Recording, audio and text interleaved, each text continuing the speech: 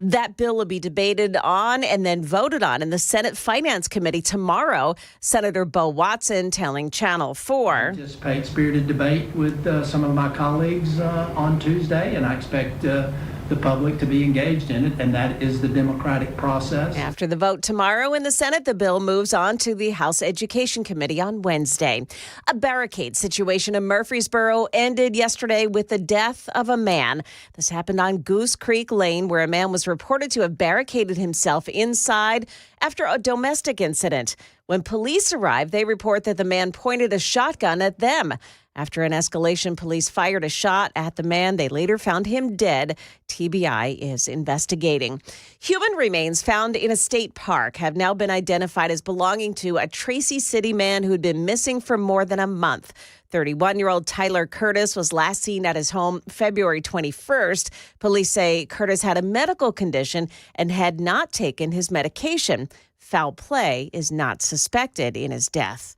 Venezuela has had a serious change of heart. It now wants all those Tren de Aragua gang members back home.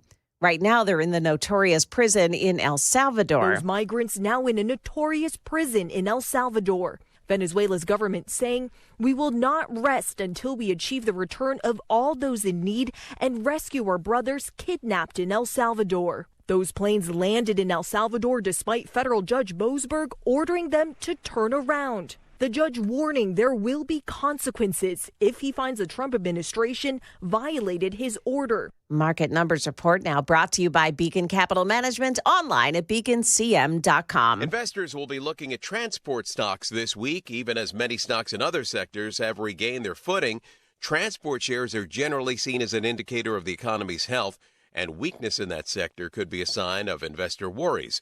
Logistics, airlines, and shipping stocks like FedEx and UPS have all seen shares slide lower this year. Reports this week will get a measure of consumer confidence Tuesday, as well as a report on February home sales. A government report on gross domestic product on Thursday. That's a big indicator of the economy's health. Also Thursday, a report on first-time jobless claims for the week before.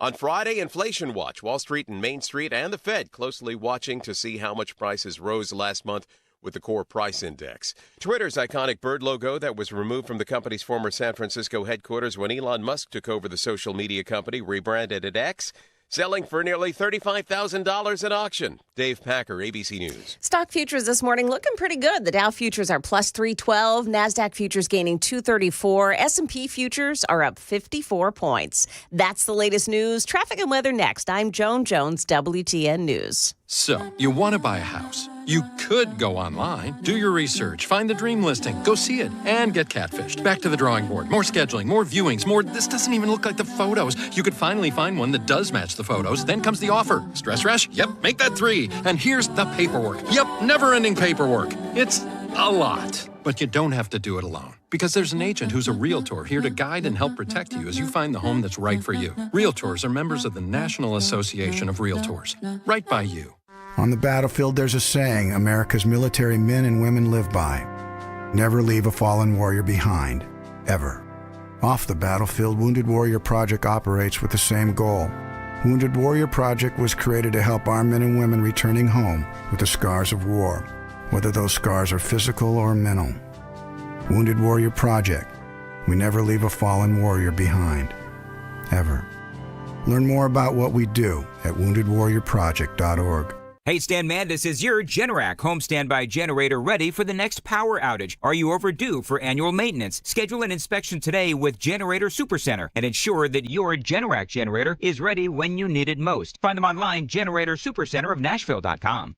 When people gather in churches on Easter Sunday, many of Nashville's homeless will be searching for their next meal and a safe place to sleep.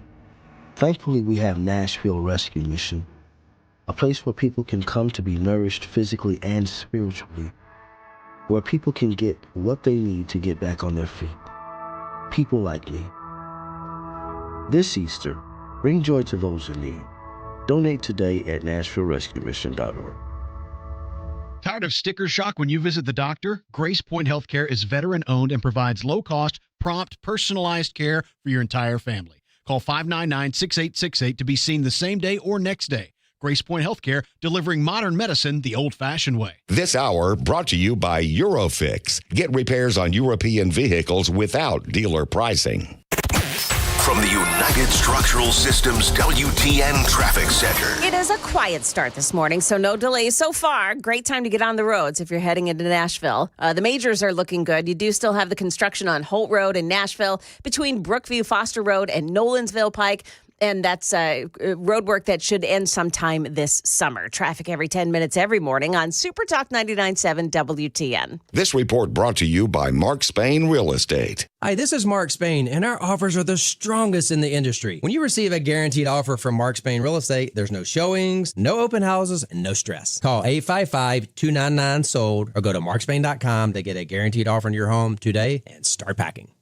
Information fueled. Opinion driven. This is Nashville's Morning News with Dan Mandis. And so, my fellow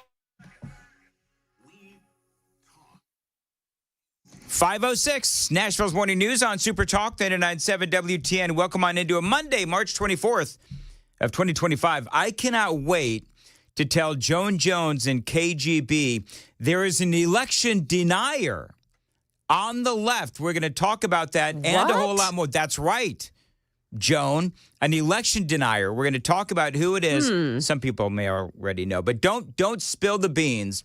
We're going to talk about that coming up at 5:35 on Nashville's Morning News on Super Talk 99.7 WTN about that Tesla takedown. Elon, he has his problems. Liberals are furious at Elon, so they are burning Teslas. Have you seen this? All sorts of demonstrations. Burning Teslas? I tell you, those two astronauts who were up in space for 9 months and just got back, they must be like, wait, the liberals hate Tesla now? It's like... like drag queens attacking wigs. So that was Bill Maher, and you know what? It didn't seem like there was any, violence at these takedowns. A total of 80 cars, 80 Teslas have been burned. But what I don't know is if that happened during the takedowns or if that is just a total of what we've seen over the last couple of months. So I don't know if there was any actual violence over the past, over the weekend. I didn't see any. What I did hear and what I did see was a lot of really lame people.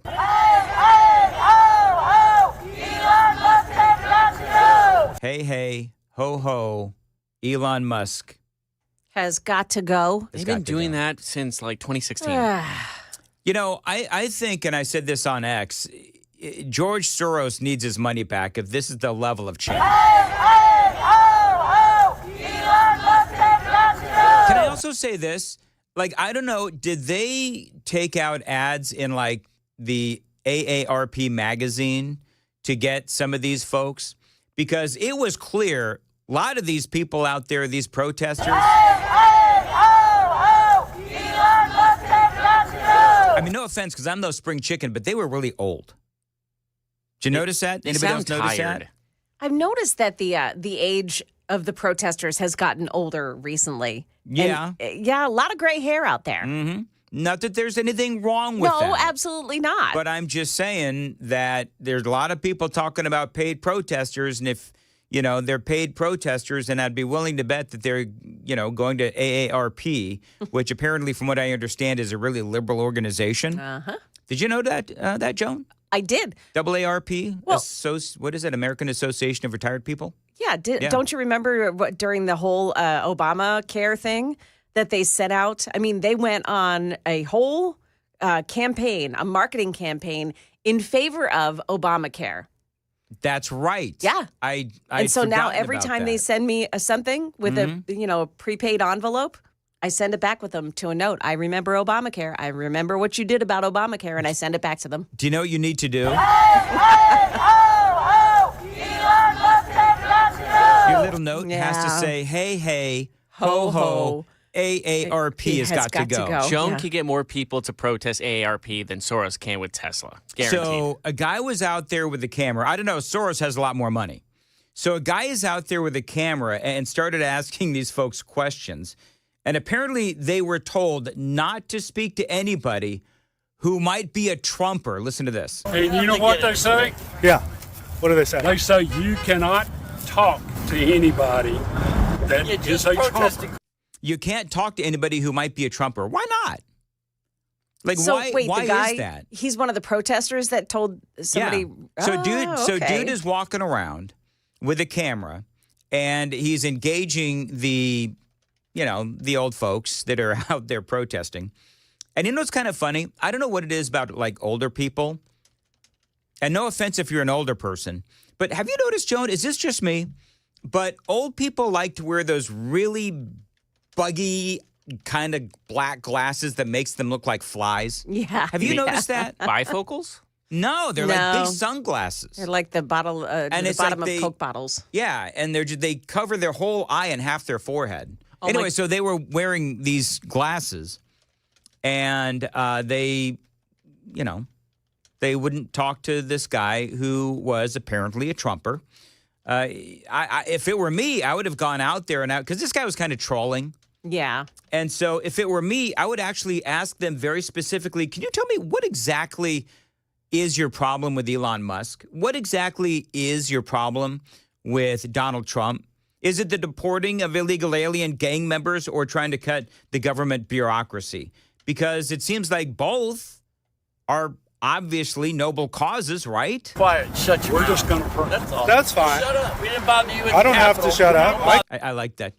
Shut your mouth. Shut up. I can ask you guys questions. I'm being polite. You guys actually approach me with foul language, tell me to shut up. I mean, it's just doesn't mean we do. Just kind of like, Right. By the way, in case you missed that, they're calling this guy rapists and racists. The two big R's, right?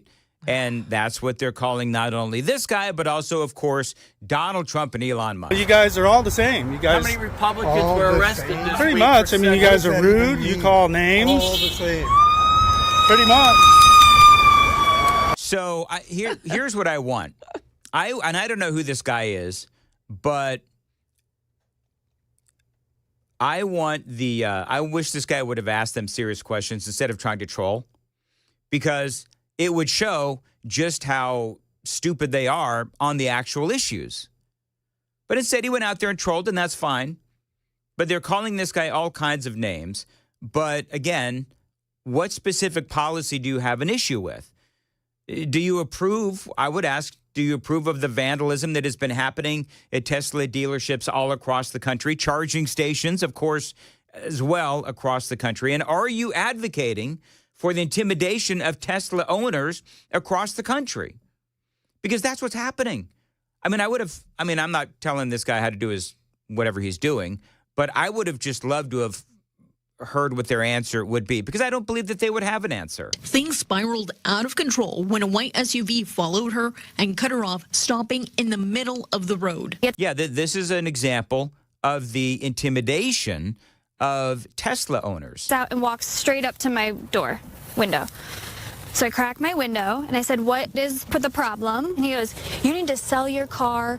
This is a Nazi car. You're driving it. You need to sell your car." Lee says she's been driving a Tesla for the last 2 years. She says a man wearing a camouflage jacket and a ski mask attacked her for it. It's really sad, that this is what's happening to people who, honestly, it doesn't affect how I believe or what I believe. So this guy gets out of the car, middle of the street, and so she can't go anywhere, right?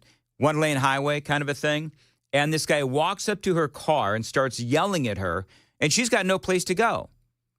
And this guy's obviously one of these, bad guys, because, I mean, who just randomly has a ski mask in their car? That's part of maybe I'll keep a ski mask in my car in case I see a Tesla owner.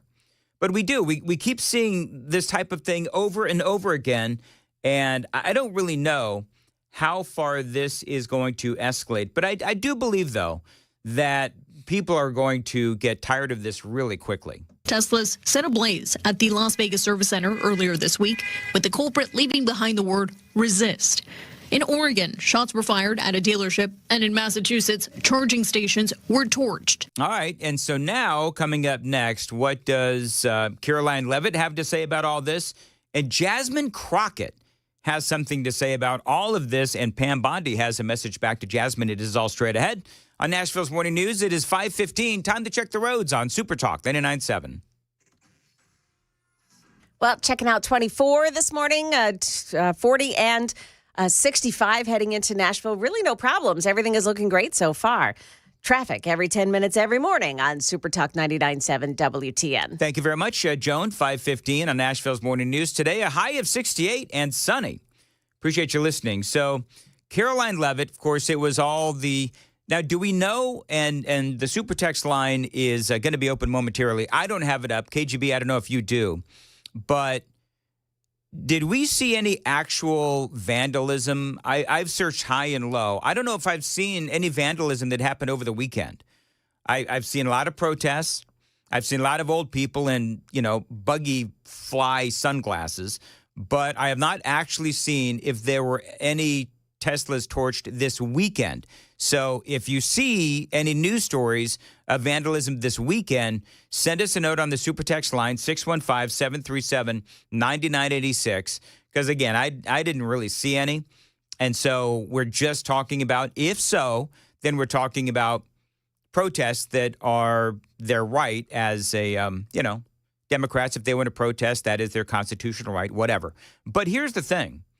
Is that for me, the more that I see the Democrats and what they're trying to do, because clearly what they're trying to do is intimidate Elon Musk and Donald Trump. And I think we all know that that's actually not going to work. If anything, it's working against them. So people are getting arrested, and hopefully they'll face the full impact of the law big time. I hope that they do. Donald Trump said something amazing. I'm going to get to what Trump said in a second, but I'm hoping that Kash Patel, Pam Bondi, everybody involved here, if you get arrested, I hope that they throw the absolute book at you and it hits you over the head. He will ensure that the harshest penalties are pursued for those who are engaging in this vicious violence that we have seen targeted at this American company, Tesla dealerships, Tesla employees, and also innocent Americans who have chosen to drive these vehicles. Right. And by the way, I do love that Pam Bondi calling out Jasmine Crockett. Did you see, I don't know, this was kind of a viral thing last night and over the weekend. There's a guy with a mugshot, and he's crying in the mugshot. And somebody posted it online, and people are saying that this is a Tesla vandal, a guy who either, shot up a Tesla or caught some of these cars on fire, lit maybe some of these charging stations on fire. I don't know if that was real or not, because unfortunately these days on X and the socials, you don't know what's real or not. I did think it was kind of funny that this guy, weeping mugshot, may have been, according to people who were posting this all over the place, saying that it was actually a Tesla vandal in his mugshot. I have no idea. But I do like the takedown with Jasmine Crockett. This is part of that whole storyline. But I am truly here for very selfish reasons. Right. Starting with on March 29th, it's my birthday. And all I want to see happen on my birthday is for Elon to be taken down. Yes. All right. So that is Jasmine Crockett. We're all familiar with that particular audio bite. Well, that got Pam Bondi's attention. This is what Pam Bondi, of course, Attorney General, this is what Pam Bondi had to say about Jasmine Crockett. Now you have this Congresswoman Crockett who is calling for attacks on Elon Musk on her birthday. Let's take him out on my birthday, she says. And yet she turns and says, oh, I'm not calling for violence. Well, she is an elected public official. And so she needs to tread very carefully, because nothing will happen to Elon Musk. And we're going to fight to protect all of the Tesla owners throughout this country, and it's this basic safety. Once again, domestic terrorism is going to come to a stop in our country. All right, so that's Pam Bondi basically telling Jasmine Crockett to shut your mouth and be careful as to the things that you say, because these things that she says and Democrats are saying could be construed as intimidation, could be construed as threats, could be construed as trying to incite violence. Now, coming up, what Donald Trump said about the vandals, I thought was actually quite surprising. And it is actually our poll of the day, our Daily Dan poll. Watch us on YouTube and like and subscribe to the channel, and you can watch the radio show. And we do the Daily Dan poll. And today's poll was based on this comment from Donald Trump, which I thought was interesting. The president is also claiming these alleged gang members are terrorists in the same category as people vandalizing Tesla property nationwide. The people that finance it are, in my opinion, in just as big a trouble as the people that are setting the match and setting the fires. If Tesla vandals are arrested, the president suggests they could serve time in the prisons of El Salvador, which have become so recently famous for such lovely conditions. They could get 20 years in jail, and they'll get it. I'll tell you, there's going to be no leniency, and there'll be no pardons. Well, listen, Venezuela wants those, Venezuelan gangbangers back, so there will be room. So our poll today is, how did we frame it, KGB? Yeah, so it's Trump says Tesla vandals should be treated the same as Venezuelan gang members, should they? Yes or no? And what are people saying so far? 78% say yes. Okay, but I very think we should make it clear that it's like the people that firebomb the Teslas, not protesting, just a little thing. Well, yeah. We are unfortunately under a character count situation. Yeah. So if you can figure out a way to condense it, that would be vandals, great. I guess I think Vandals, they if you're a they vandal, understood. yeah, that's obvious. All right. Hey, Joan. Yes, sir. What's going on in the news? Well, they collect your taxes, and now the IRS may be helping with deportations, too. We'll tell you about that. Also, the IRS is trying to redeem themselves. That's what it is. Yeah, I think absolutely. Mm-hmm. Also, Riley Strain's parents have filed a lawsuit over his death. We've got those stories and more coming up here at 5:30 on Super Talk 99.7 WTN.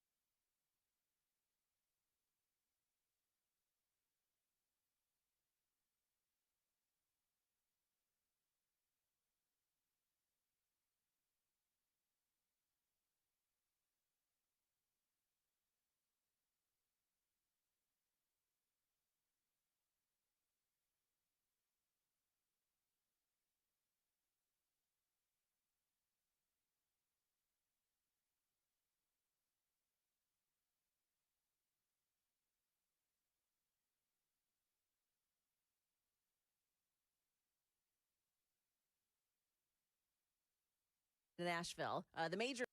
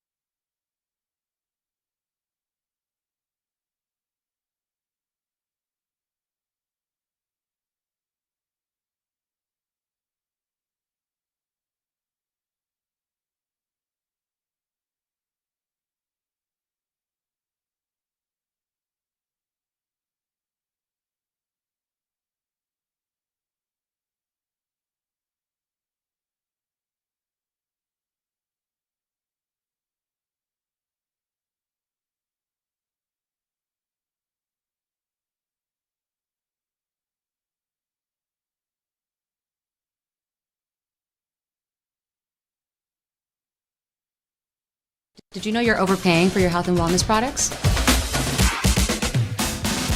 With over 20 company-owned brands offering its members vitamins, supplements, wellness, and skincare products, you're able to save up to 70% off retail. Members Nutrition can't change your life, but we can change the way you live.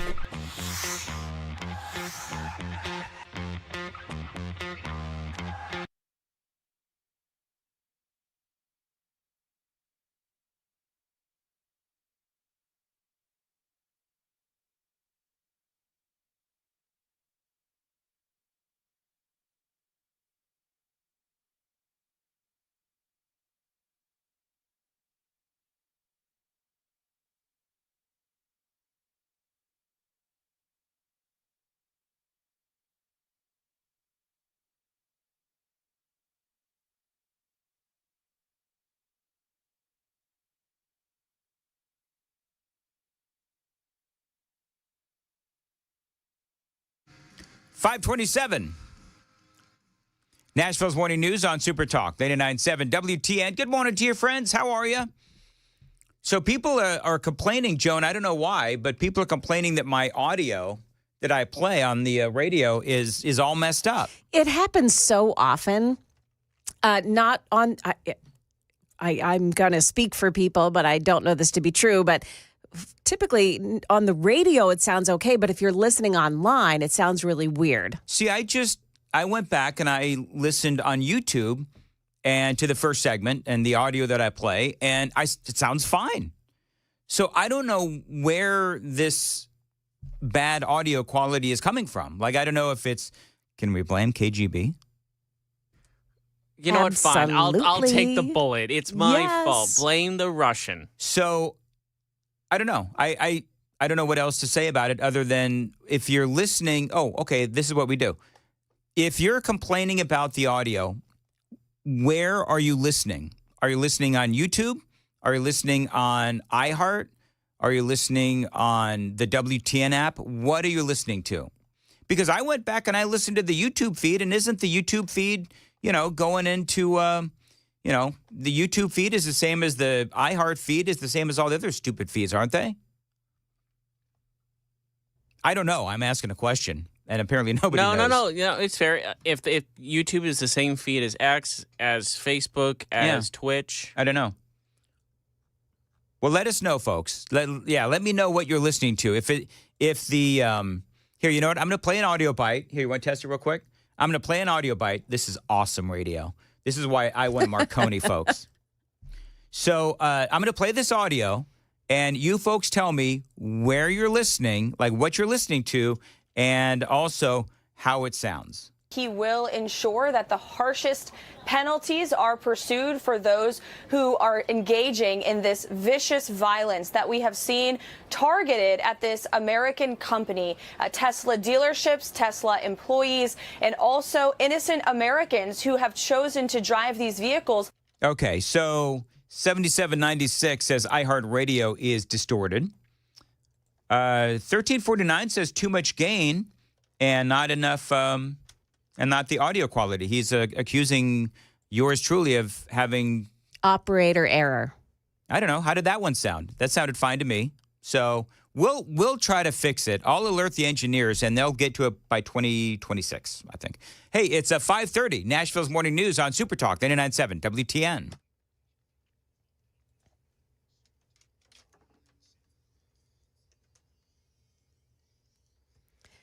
Good morning. It's now 5:30. I'm Joan Jones with your top stories. The IRS may have a new role helping Immigration and Customs Enforcement find illegal immigrants to deport.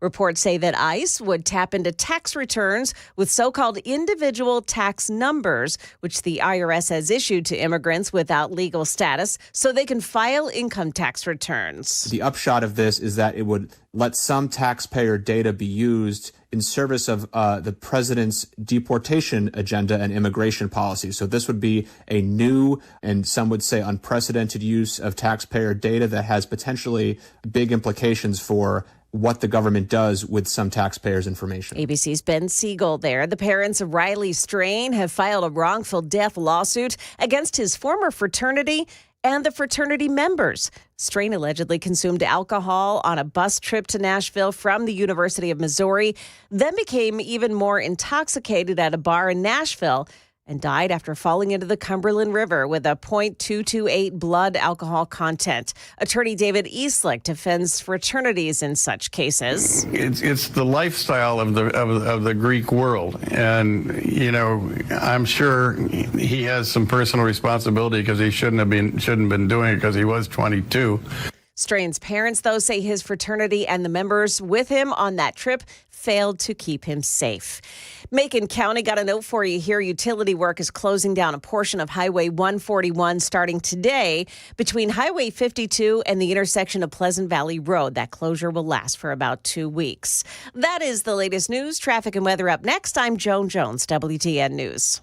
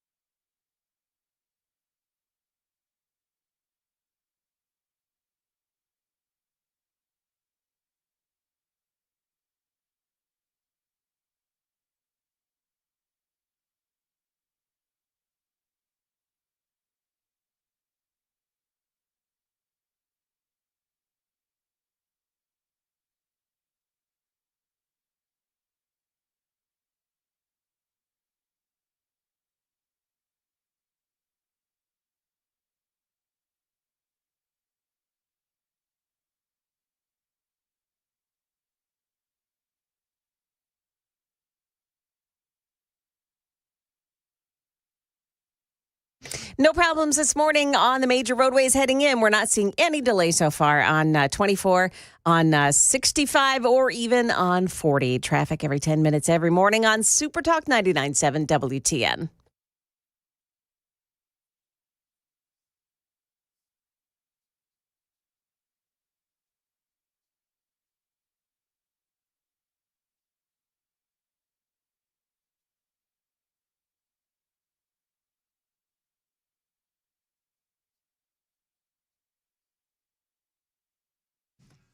.536, Nashville's Morning News on Super Talk 99.7 WTN. Good morning to your friends. How are you? So I'm going to tread into some dicey territory here, Joan and KGB. Awesome. So Riley Strain's parents, Joan, are suing the fraternity. Yes, and every member of the fraternity. So the fraternity and as a whole, and suing each one personally as well? Correct. Okay. So y'all remember Riley Strain, University of Missouri student. The fraternity came down here. There was a whole bunch of drinking. Riley had a lot to drink. He disappeared. 2 weeks later, they found him in the Cumberland River. Autopsy shows that he had a blood alcohol level of 0.228. He also, by the way, that 0.228 is nearly 3 times the legal limit, and he had some Delta 9, which is like I didn't understand THC, this. Yeah, right. So it's a edible kind of a thing. So I'm trying to figure out what's the basis of the lawsuit, because Riley was 22 years old. Mm-hmm. He's a grown man, and I don't think hazing was involved, because hazing, I remember this story and I've double checked myself. Hazing, there was no evidence that there was any hazing. As a matter of fact, I mean, hazing is usually a freshman. He was 22. He would have been probably roughly a junior or a senior. So, I mean, I hate to talk like this, but I mean, he was an adult. Nobody forced him to take those 12 to 15 drinks. And nobody forced him to take the Delta 9. And part of the lawsuit, I guess, is that the fraternity should have stuck with him. But, you know, I've been in those bars, Joan, and KGB, and it is near impossible. If you're in a big group of people, it is near impossible to keep track of all your big group of friends. So I don't know. I feel like there's a lot of personal responsibility, and I hate what happened to Riley Strain, obviously, but I'm just not sure if this lawsuit is fair to the fraternity. So the lawsuit filed in Missouri argues that the fraternity and its members failed to keep him safe. 32 names are on that list, including the fraternity chapter presidents, recruitment chairs, and other members of the fraternity. And the family is asking for, and it's a jury trial. They want damages for the expenses incurred from Riley's death on top of other compensation. So it's pretty extensive. But they're saying that his brothers and the fraternity had an obligation to look after him while he was in the bar. And, he actually did connect with the other brothers that were in that bar and told him that he was going back to the hotel. Obviously, he never made it there. And they didn't report it for, I think it was 12 hours. Well, in fairness to the fraternity brothers, I mean, they were pretty messed up. And if they got back to the hotel, they should have, although I don't know if he had his own room. Yeah. So they perhaps would not have noticed that he was not in his room. That part, I don't know. But again, it's not the fraternity's responsibility to watch a grown man. It's just not. And I feel horrible for the parents, but there's a responsibility here that lies squarely on, unfortunately, Riley Strain. He had a lot to drink. He also had the Delta, and he made that choice to do what he did with tragic, tragic circumstances. I hate what happened to him. I feel terrible for the parents. But trying to destroy the lives of the frat brothers who were there and try to hold the fraternity accountable. And by the way, again, I don't believe hazing was involved. some people are saying, well, yeah, but there was a lot of peer pressure. Well, when I was a kid, there was a lot of peer pressure to drink, and I didn't do it. When I was a kid, there was a lot of peer pressure to smoke the devil's lettuce. I didn't do it.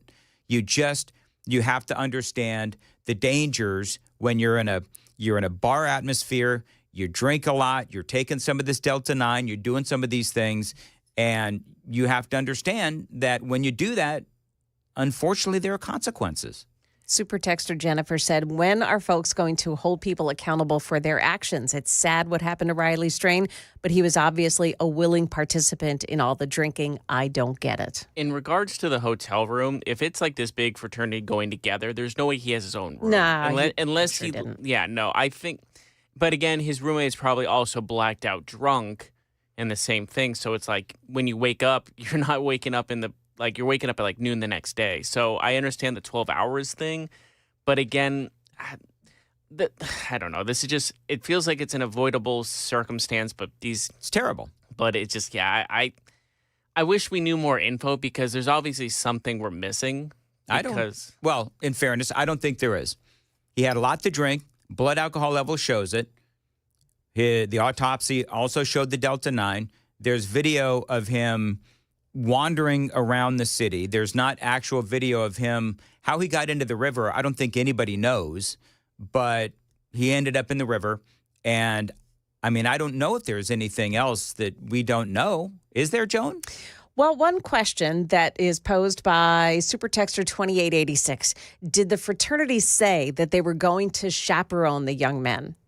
Like if that was a reason, like that his parents said, okay, you can go, even though he's 22 years old? I don't think there's a form he had to sign, his parents need to sign. It's not like a field trip in elementary school. Well, we don't know this, right? This is so true. that's the question. Did the fraternity say they were going to chaperone them?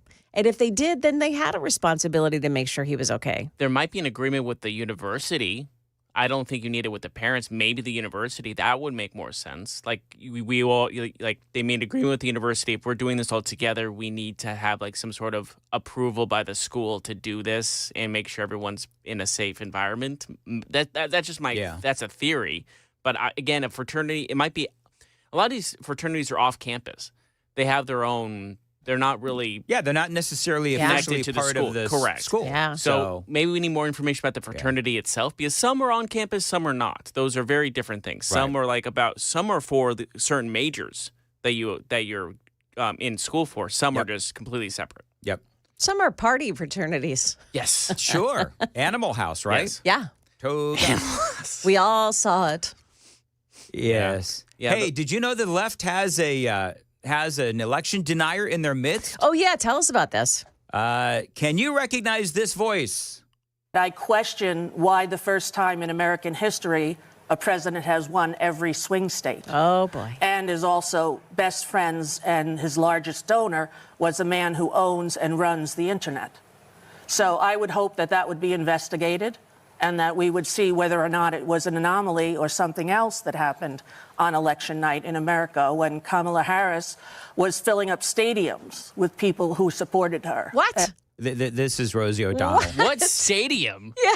Name one, Rosie. Like a 2,500 seat conference is not a stadium. Remember that, no. In fairness, she did fill up some stadium. Well, no, she filled up arenas, not stadiums. Trump filled up the stadiums. Trump filled up the stadiums, and Trump didn't need Beyonce and all of these other musicians to fill up the stadium. Remember, they literally said, hey, everybody, a free Beyonce concert. Beyonce comes out and does a couple of songs, and then here comes Kamala Harris. I don't think she did. Did Beyonce actually sing? I don't think she did in one of the early concerts, I believe. Yeah. Joan, am I right on that? I think so, but then there was that one where she didn't sing. There was she was points there. where, There but was she didn't one sing. concert. J-Lo was the one that didn't sing. No, Beyonce actually, there was one.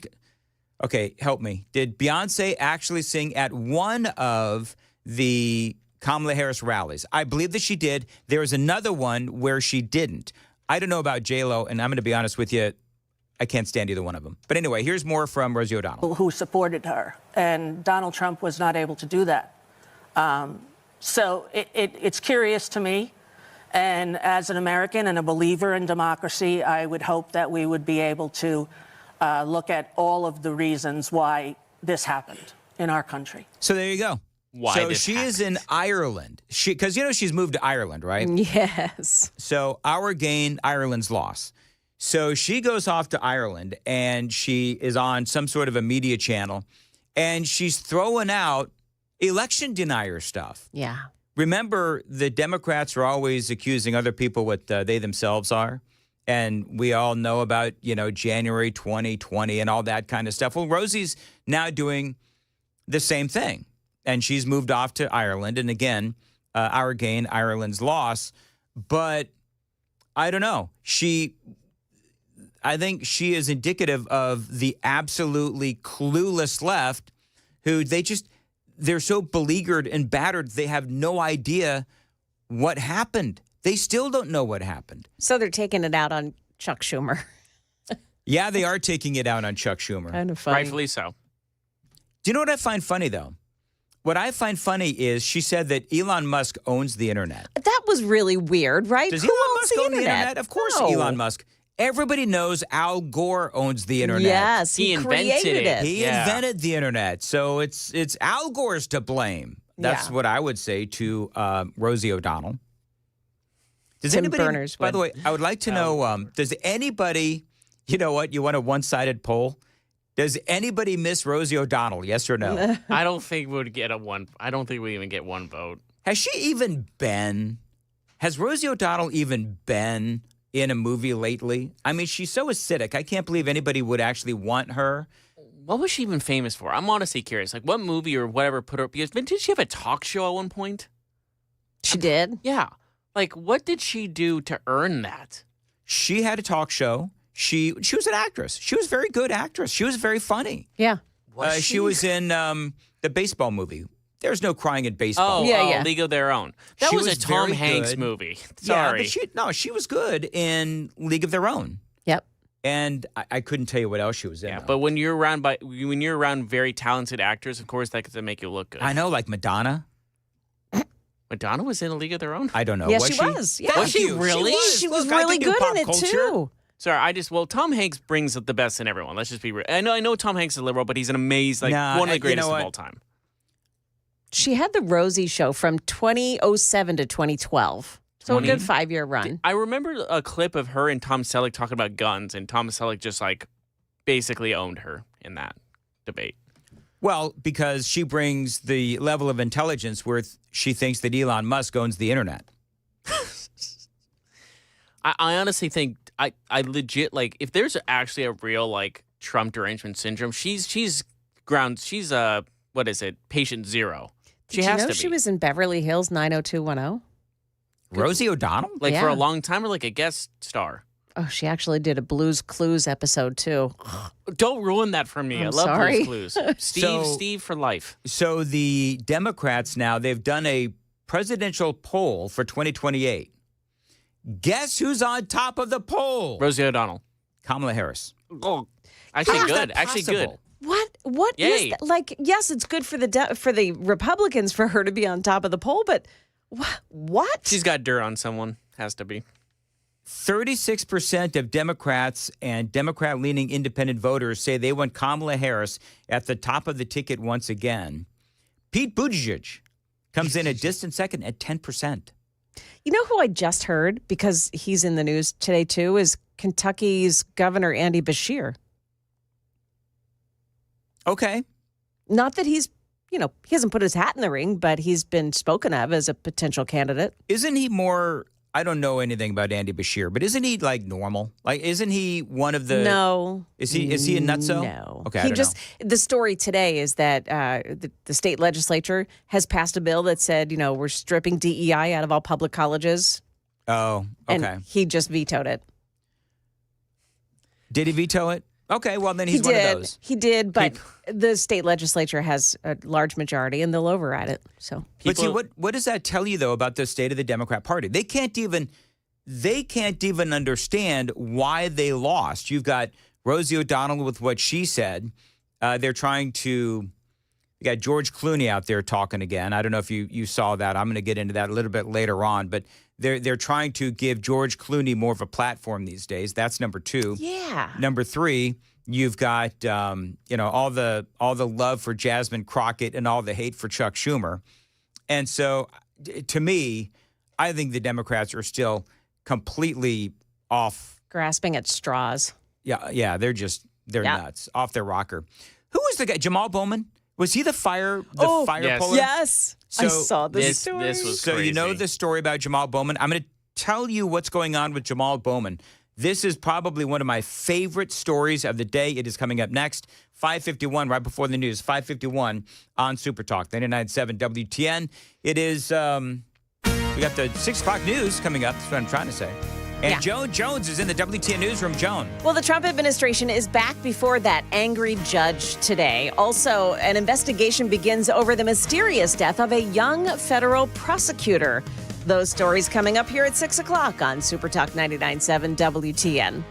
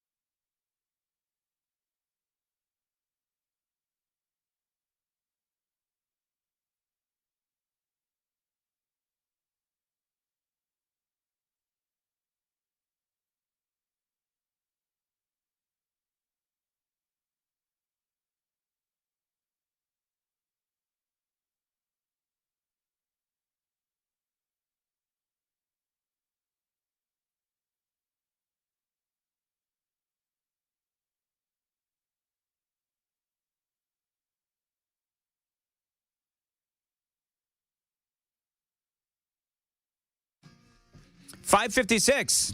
Nashville's Morning News on Super Talk 99.7 WTN. So Jamal Bowman. Now, does everybody know who Jamal Bowman is? I want to make sure that everybody knows who Jamal Bowman is. Jamal Bowman is a former congressman. He was one of the squad, and he's not particularly intelligent.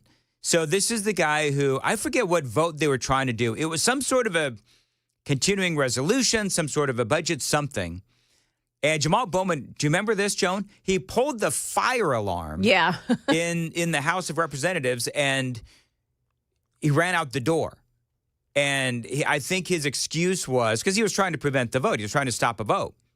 And so I think the excuse was that he didn't know that it was a fire alarm. Yeah, come on. Which is silly because he used to be apparently a school principal. So he's not very smart.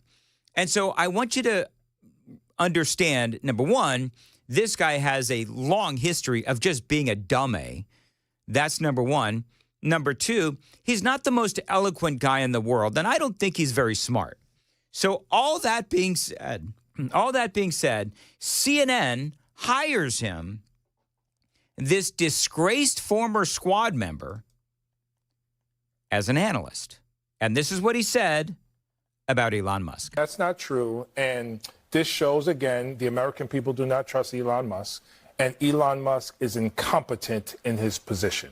And how do we know? Because they fired tens of thousands of people. It was challenged in court. The court said the people have to go back, and now the people are coming back. He's incompetent. He's a thief. He's a Nazi, and people don't trust him. Oh. Period. Let me just. That's not. So you could tell people around him are like, "Oh, nope." It's like they've got their own fire alarm they're trying to pull to get him to stop talking. I'm so sick of people using the word. I guarantee you, he's never met a Holocaust survivor in his life, so he doesn't know. Like, I just really, because growing up, I had a bar mitzvah. I actually interacted with a Holocaust survivor. So people keep using the word Nazi like it's just a word. Really disgusts me. Well, and the problem is that, there's many problems with them using the term Nazi, and that is one of many, KGB, and you're right. I love that Elon Musk. I've had enough. Lawsuit inbound. Yeah. Musk wrote on X, replying to a clip of Bowman's recent roundtable discussion on CNN. Elon Musk's mother was actually telling Elon that he needed to sue CNN. And listen, I don't know if he's going to sue Bowman personally. I don't know if Musk is going to sue CNN, but he should sue CNN, because if they're hiring somebody who has the intellectual abilities of a gnat like Jamal Bowman, and they know that he's prone to say these kind of things, then they need to be held accountable as well. So I love that Elon is going to start going after these people, because if they want to discuss policy, that's all fine, well, and good, but stop with the conversations and the accusations that the man is a Nazi. That is just wrong, and now good is going to get you sued. It is 6 o'clock, Nashville's Morning News on Super Talk 99.7 WTN.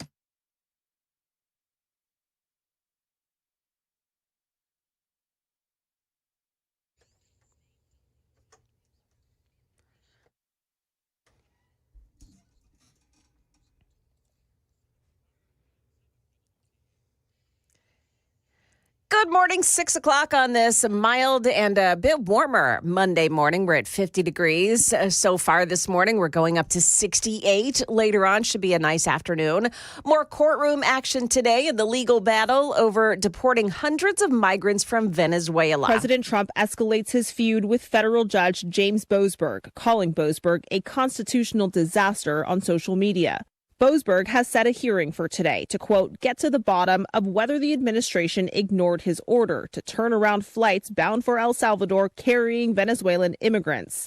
The administration argues it deported the alleged gang members under the Wartime Alien Enemies Act, claiming the planes were already in international waters when Boasberg made his ruling. It's ABC's Christiane Cordero. A former federal prosecutor has been found dead in her home in Virginia.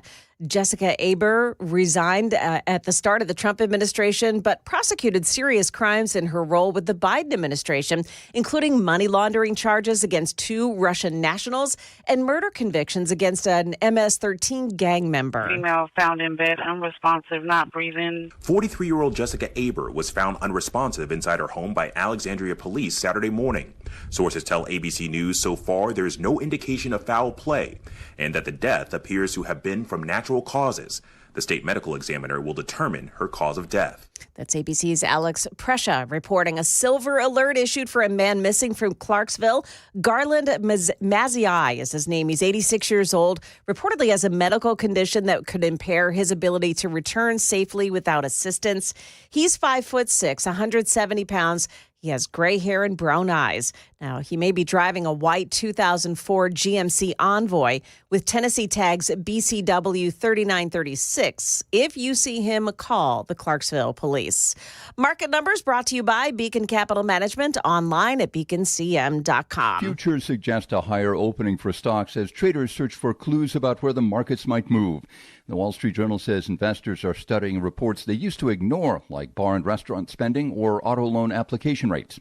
On Friday, the major stock averages posted minor advances. The Dow Jones picked up 32 points to end the week just under 42,000. The S&P rose a fraction. The Nasdaq Composite gained 0.5% on the day. German software company SAP has overtaken Danish healthcare firm Novo Nordisk as Europe's largest company by market capitalization. Novo Nordisk has seen disappointing test results from its weight loss drug. Popular DNA testing company 23andMe, meanwhile, is filing for bankruptcy protection, and its CEO is stepping down. California's Attorney General is reminding Californians of their right to delete their genetic information from the 23andMe service. Jim Ryan, ABC News. Arrows pointing up on the futures market this morning. That's the latest news. Traffic and weather next. I'm Joan Jones, WTN News.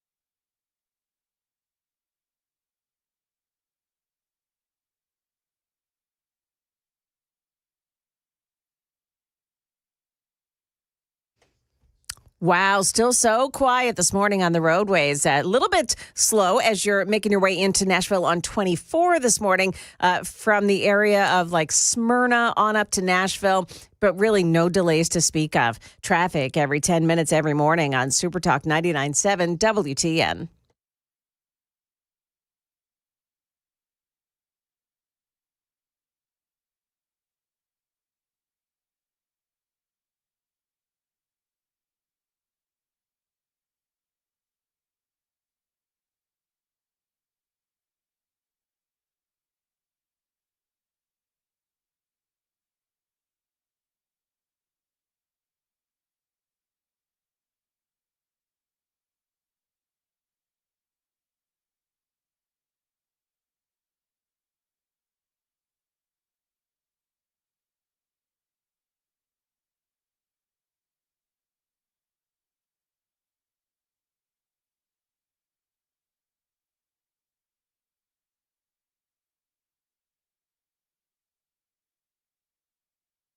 6:06. Nashville's Morning News on Super Talk 99.7 WTN. Good morning to your friends. How are you? Welcome on into your Monday. There is a lot going on, and we're going to get you updated on a number of things. Obviously, this morning, the Tesla attacks over the weekend. This was really kind of like a warm-up to what we're going to see coming up next weekend. So there were some protests over the weekend. As far as I can tell, obviously no widespread protests, no widespread violence, but there was enough to talk about. We'll get into that and a whole lot more straight ahead on Nashville's Morning News on Super Talk 99.7 WTN. There is, I've been telling you about this story about, and there's been a couple of different stories now, where you have these truck drivers who are illegal aliens and they get behind the wheel of a car or one of these big 18-wheelers and they kill people. And so this has been going on for a long time now. And, of course, we have, and I've been talking about this the last couple of weeks. I'm not going to revisit that, only to tell you that there is yet another story out there about this. There was a story, and it's a horrible story, but it's a story about a Guatemalan who has been charged with not one, not two, but 3 counts of aggravated child rape. And he was released on $7,500 bail. Now, the reason I'm bringing this up is because there's a story out there where you have the folks in Boston, Boston, Massachusetts, and their ultra-liberal mayor, and this really, it's a hardcore sanctuary state. And they're talking about how a lot of these guys that have been doing reprehensible things to their kids are being accused of doing terrible things, and then the city of Boston lets them out with a really low bail. And so then you know what happens. They ultimately then end up doing it again. Here's another one. You've got a Honduran that was charged with assault to rape and armed robbery as well. This guy was released. And remember, this Honduran, he was charged with assault to rape and masked armed robbery. This guy was released with no bail. And the ICE detainer was ignored. In Worcester County in Massachusetts, they had 2 illegal alien inmates that were charged with child rape. They both received $500 bails. And another was charged with fentanyl trafficking. He was released on $4,000 bond before ICE could arrive. And so there's a headline out there from CBS Boston. Is Massachusetts releasing immigrants charged with violent crime? Well, Bill Malusian tweeted out that story, and then he tweeted out all of these instances where, yes, CBS looked into ICE Boston claims that illegal aliens charged with child rape in Massachusetts are repeatedly being released from jail with ridiculously low bail. They found that, yes, they are. And then he went through, and CBS went through all of these different examples, real-life examples. Because remember, if you're not holding these guys in jail, if you let them out with ridiculously low bail, then you know what's going to happen.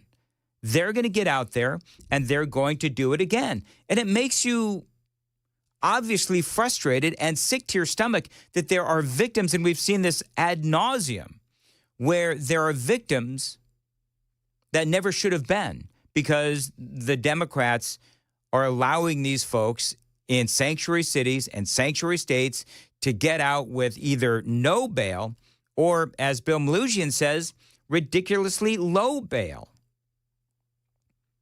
And so it makes you wonder, doesn't it? Why you have Donald Trump, who is so incredibly popular right now. It is because even if the economy isn't quite where we want it to be after only 2 months, and I understand there's a lot of discussion about tariffs, but Trump has hit an absolute home run when it comes to illegal immigration. And so the more that we see about these stories where illegal aliens continue to do horrible things in sanctuary cities, well, guess what happens? It makes the Democrats look terrible because they're the ones that are doing this, and it makes Donald Trump look really good. And so on this Monday morning, Donald Trump is riding high heading into this week.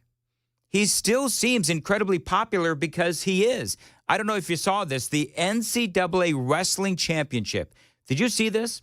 The network is in the middle of a player interview. When Donald Trump walks in, they literally cut off the interview because the place is going wild for Donald Trump. I don't really focus on those things because that stuff comes here today and it's gone tomorrow. So for me, I just really try to put a focus on just keep getting better, scoring points.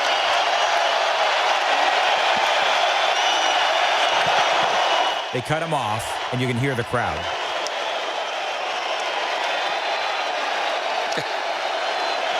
The President of the United States, Donald Trump, in attendance tonight at the Wells Fargo Center.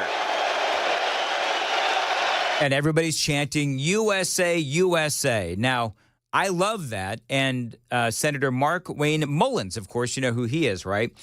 This was in Pennsylvania, and he was interviewed. He was there, and a lot of other Republicans were there as well.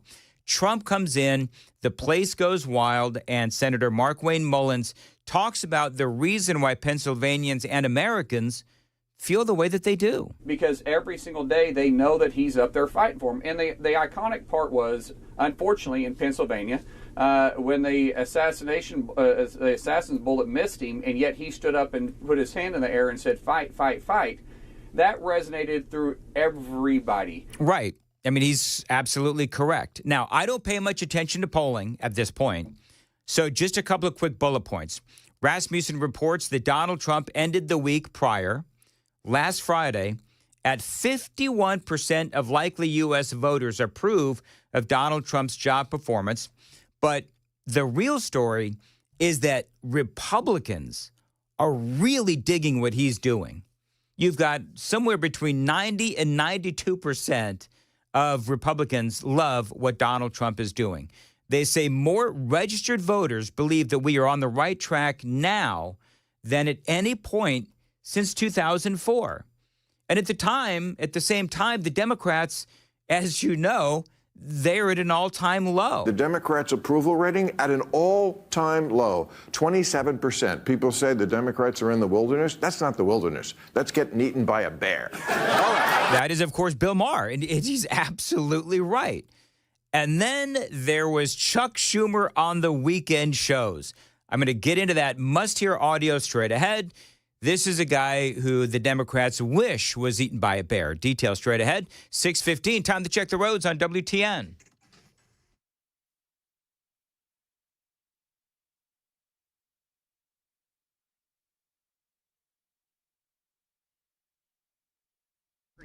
I'm Christy O'Brien. 6:15, Nashville's Morning News on Super Talk 99.7. Sunny today, a high of 68. Right now, 50 at Super Talk 99.7 WTN. I was just going over some very quick bullet points. Don't attack me because I'm talking about polling.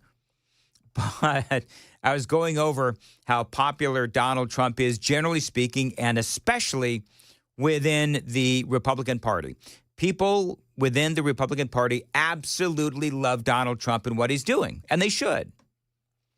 Chuck Schumer, on the other hand, you cross the aisle, and he continues to step in it. This is what Chuck Schumer said. Now remember what you just heard. Donald Trump walking into a massive arena, and the entire crowd have had to be, 30, 32, 33,000 people. Everybody jumps to their feet and start chanting, USA, USA, USA. People love Donald Trump. Deal with it. Then you've got Chuck Schumer. Donald Trump is a lawless, angry man. He thinks he should be king. He thinks he should do whatever he wants, regardless of the law. And he thinks judges should just listen to him. All right, so that is Chuck Schumer. And that was the money quote for Chuck for this weekend. And basically what he's trying to do, and what a lot of these Democrats are trying to do, is they're trying to distract the American people from how totally train wrecky and dysfunctional the Democrat Party is by saying all of these nasty negative things about Donald Trump, which is fine. And so he's on, I forget which show he was on. I think he was on a few. But the host totally called him out because, remember, it was Chuck Schumer that forced Joe Biden's hand and forced him to step out of the presidential race. And so now Schumer was asked if he is in the same position. And remember what led to all of this. Schumer and a handful of other Democrats at Schumer's behest did vote to pass Donald Trump and the Republicans their continuing resolution, as opposed to the majority of Democrats who simply wanted to see the government shut down.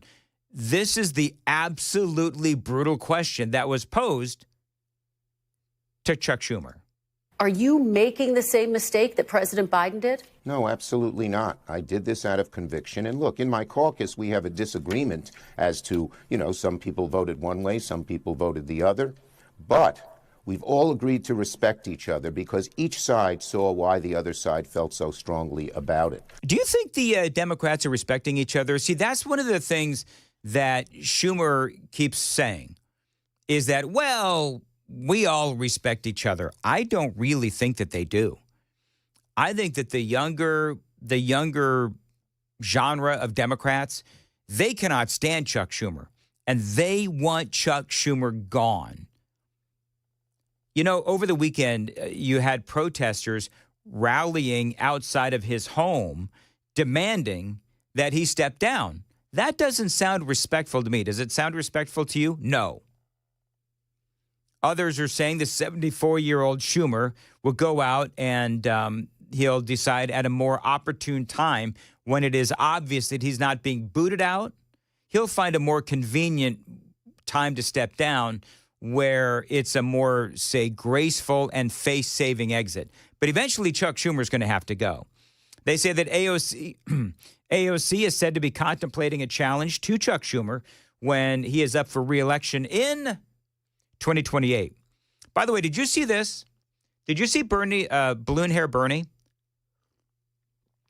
get really angry and walk out of that interview that he was giving? I want to say it was to ABC. It was ABC.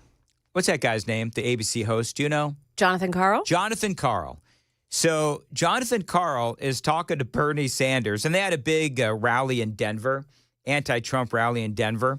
And Bernie didn't like the fact that they were asking John Randall, you said that's his name? Jonathan Karl. Jonathan Karl is asking Bernie about AOC. Would you like to see her joining the Senate? Right now, we have, as I said, just a whole lot of people in the Congress. Okay, Jonathan, thanks. Wait, I got one more. This is important. Well, I asked you. He literally gets up and walks out, and Jonathan Karl is like, wait a minute, I had one more question. Listen to what, I have not seen Bernie Sanders move that fast in like decades. A whole lot of people in the Congress. Okay, Jonathan, thanks. Wait, I got one more. This is important. Well, I asked you. Okay. You want to do nonsense, do nonsense. No. I don't want to talk about inside the Beltway stuff. I got 32,000 people. I was just asking you about AOC because she was out there with you. No, fine, but I don't want to talk about this. What was the last question? So he calls conversation and discussions about AOC trying to primary Chuck Schumer. You've got balloon hair Bernie Sanders saying that's nonsense. That's not nonsense. Now, is it inside the Beltway stuff? Yeah, but that's what they talk about on, ABC and these weekend shows. So I love, and Jonathan Karl, clearly did he look flustered to you? He looked shocked to me, Joan, when Bernie got up to leave. And Karl finally tried to recover. And basically what he said was, well, I was just going to ask you, if you're going to run for re-election. And I'm watching that and I'm saying, yeah, that's the ticket. That's what you were going to say. No. The Democrats don't want to talk about Chuck Schumer's failures because people like Bernie Sanders, they're on Schumer's leadership panel, committee, whatever it is. So they're in a very precarious position. We'll continue to cover this and a whole lot more straight ahead. 6:21 on Nashville's Morning News. Joan Jones has the news at 6:30. Joan. We'll tell you about the first case of measles in the mid-state. And what we don't know and why. We'll explain coming up here at 6:30 on Super Talk 99.7 WTN.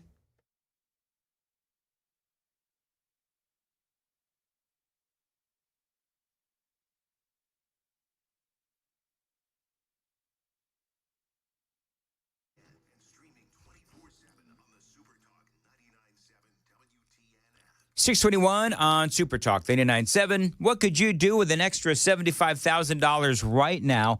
Maybe even a couple $100,000. If you own a home, you can get that money in less than a week with Loan Pronto. Dan Mandis here, and Loan Pronto is the leader in quickly converting your home's equity into cold hard cash so you can pay off all your credit cards or start that home remodel. Now, Loan Pronto has several easy options to let you access the cash from your home. There's virtually no paperwork, no cumbersome process, no junk fees, and often no appraisal. Now, listen, the average homeowner right now has over $300,000 in equity. That is your money, and you should use it. One client of Loan Pronto got $150,000 out. They ended up paying off all of their credit cards, a couple of car loans, and a personal loan, cutting their monthly expenses by $1,500. Now, you can get approved in as little as 1 day, so act right now with no hard credit pull up front. LoanPronto.com is the website, 615-499-5780, 615-499-5780, LoanPronto.com. Equal housing lender, NMLS 166-1781, subject to lender approval, NMLSConsumerAccess.org.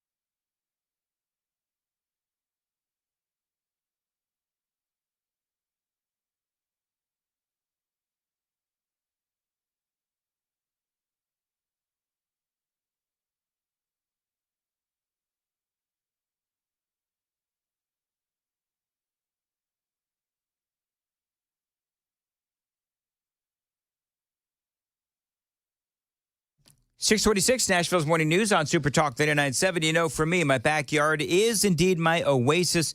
And I bet a lot of you folks feel the same way, which is why I am so glad Save a Tree came into my life Savatree, Savatree. They can help your trees, your bushes, your plants, and your shrubs look amazing. So if they're sick, Savatree can nurse them back to health. And if they just don't look right, Savatree can make them look incredible with the proper pruning.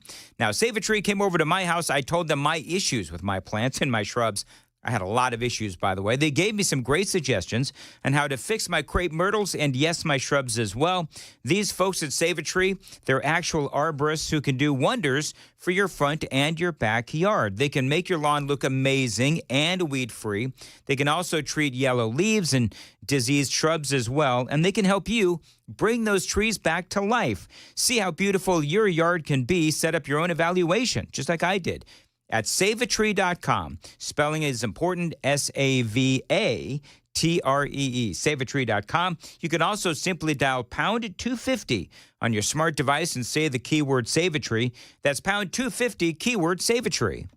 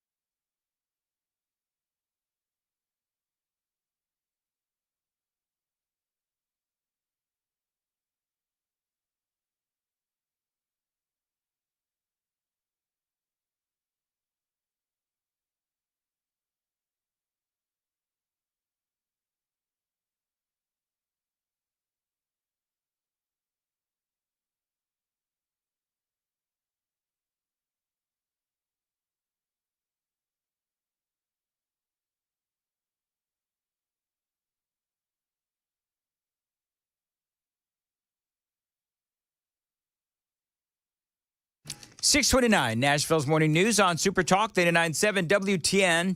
Dan Mandis here, and coming up next, Matthew Hurt is going to join us. We're going to talk about some illegal immigration in the news. We're going to talk about Chuck Schumer. Of course, I just had a segment on the Democrat dysfunction, which apparently is not going to get better anytime soon.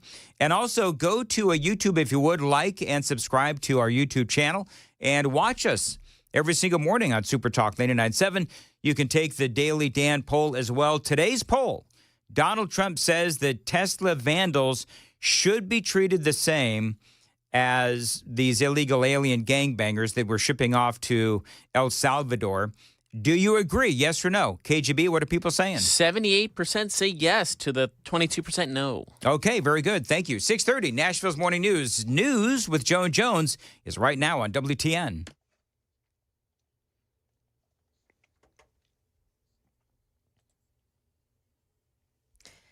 Good morning. It's now 6:30. I'm Joan Jones with your top stories. The Mid-State has its first case of measles. The Tennessee Department of Health confirming that case, but won't identify where the case is or whether it's a child or an adult. They will say that the person is recovering at home and that person does not know where they became exposed to the measles. A North Carolina mother and son duo will likely file a lawsuit against his school as early as today after a state Supreme Court decision on Friday. Tanner Smith had been vaccinated for COVID-19 at a school clinic in 2021, in August of 2021, when Tanner was just 14 years old. He had gone to that clinic to get tested because of several members of his college, his high school football team testing positive for COVID. He didn't have a parental consent form to get vaccinated, and the clinic couldn't get in touch with his mom, but a worker instructed the nurse to give him the vaccine anyway. The first Black Republican to be elected to Congress has passed away. Mia Love of Utah died yesterday at the age of 49 after a long battle with brain cancer. Her family posted to X saying she passed away peacefully, surrounded by her family. And Kentucky's Democrat governor has vetoed a GOP-backed bill that would dismantle DEI at public universities, and he did so releasing a drama-filled video as well. It makes people feel less welcome, less deserving. GOP lawmakers have a supermajority in Kentucky, and it's likely they will override his veto. They'll also override another one on a bill that protects so-called conversion therapy. That is the latest news. Traffic and weather next. I'm Joan Jones, WTN News. Thank you, Joan. 632 on WTN. Dan Mandis here. Sell your home with a guaranteed offer from Mark Spain Real Estate and receive the strongest cash offer in the industry. You're going to save time and make the most money. Now, with that guaranteed offer from Mark Spain Real Estate, you can skip the hassle of getting your home ready to sell, receive an all-cash offer, and close in as little as 21 days. There's no showings, no open houses, and no stress. Now, one of their clients, Jerry, said, and this is a quote, "We needed to move quickly, and we were worried the process would be lengthy, and we'd spend a lot of money on repairs." Mark Spain Real Estate got us an offer in just 3 days, and it was over the asking price. He says it was amazing. Listen, friends, selling your home is a big decision. Who you work with matters. As the most experienced real estate team in the industry, you can trust my friends at Mark Spain Real Estate to sell your home fast and for maximum profit. That is what the guaranteed offer is all about. Find out what yours would be. There's no obligation. 855-299-SOLD, 855-299-SOLD. You can always find them online anytime. It is markspain.com to get a guaranteed offer on your home today. That's markspain.com and start packing.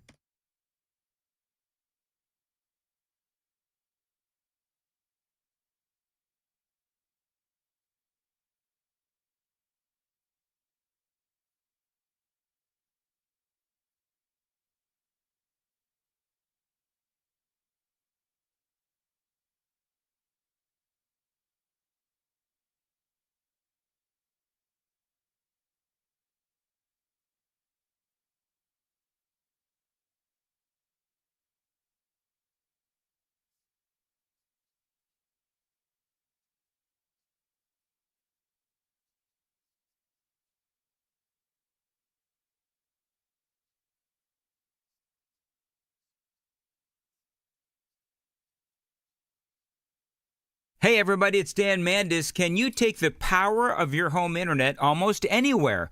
Well, you know, with Xfinity, you can. Do more of what you love in the places you go the most with internet and mobile together. Xfinity built a network that is 99.99% reliable. Plus, Xfinity Mobile has Wi-Fi Power Boost, giving you ultra-fast Wi-Fi at home and on the go. Get the same reliable network in the places you need it most, like in the coffee shop, in line at the grocery store, maybe at the game. All to power more of what you love, whether you're a gamer, streaming, or you simply work from home. Whatever you're into, you'll love how fast you can do it with Xfinity Internet and mobile together. And right now, a great deal. Through April 17th, get 300 megabit Xfinity Internet and one unlimited mobile line together for $30 a month for 1 year with no annual contract. And you can also save $1,000 in your first year over Verizon and AT&T. Plus, ask us how to get a free premium 5G phone. Visit Xfinity.com, call 1-800-XFINITY, or visit a store today. Requires paperless billing and auto pay with stored bank account. Restrictions apply. Equipment taxes and fees extra after promo. Regular rates apply. Actual speeds vary. Savings compared to Verizon 5G Internet plus one unlimited welcome line and AT&T Internet 300 plus one unlimited starter SL line. Xfinity Internet required. Reduced speeds after 300 gigabits of usage per line. Data thresholds and actual savings vary.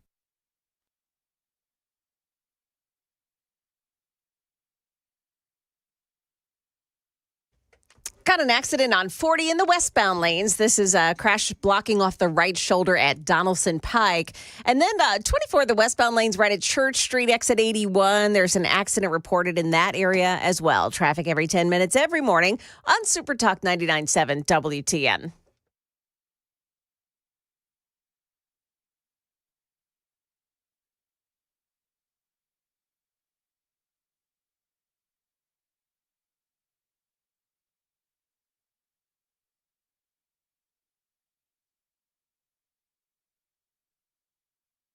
636, Nashville's Morning News on Super Talk 99.7 WTN. As far as your weather for today, sunny and the high of around 68. Is that 68? All right, 68 on Super Talk 99.7 WTN. Matthew Hurt is joining us on the Newsmaker Hotline. Matthew, always great to have you on. So much to talk about on this Monday morning. One of the things, well, let's just start with the topic that everybody's talking about. Of course, over the weekend, there was a lot of these Tesla protests. Overall, they say there's been about 80 total Teslas destroyed. But I don't think that was from over the weekend. I think that's from the start of all of this insanity. But the bottom line is, what's your takeaway from what happened or what you saw this weekend? Well, Dan, there is a Tesla dealership just down the road from where I'm sitting now, and it made the news over the weekend. A Tesla was vandalized in Arlington. This brings us one step closer from protest to property destruction to the dehumanization. I've now seen a dozen or so bumper stickers on Teslas, clearly from leftists or progressives, that read something like, "I bought this Tesla before Elon went crazy." This is the new thing among leftists, activists, and protesters. They've gotten the memo. Unfortunately, for many of them, particularly in D.C., they already drive a Tesla, and so we're going to see what I think is some collateral damage. But this is concerning because it is, somebody's car, somebody's home is their private property. And the left, through CNN and other outlets, are basically giving permission to destroy, to vandalize, to burn these private individuals' property, and it's a shame.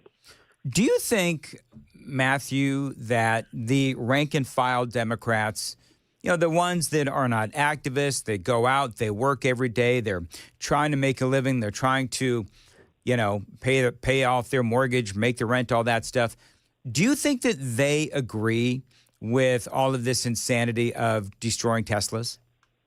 Well, I have very little insight into that, Dan, because I live inside the Beltway, and anyone who is a Democrat or a progressive or a leftist eats, drinks, and sleeps this stuff.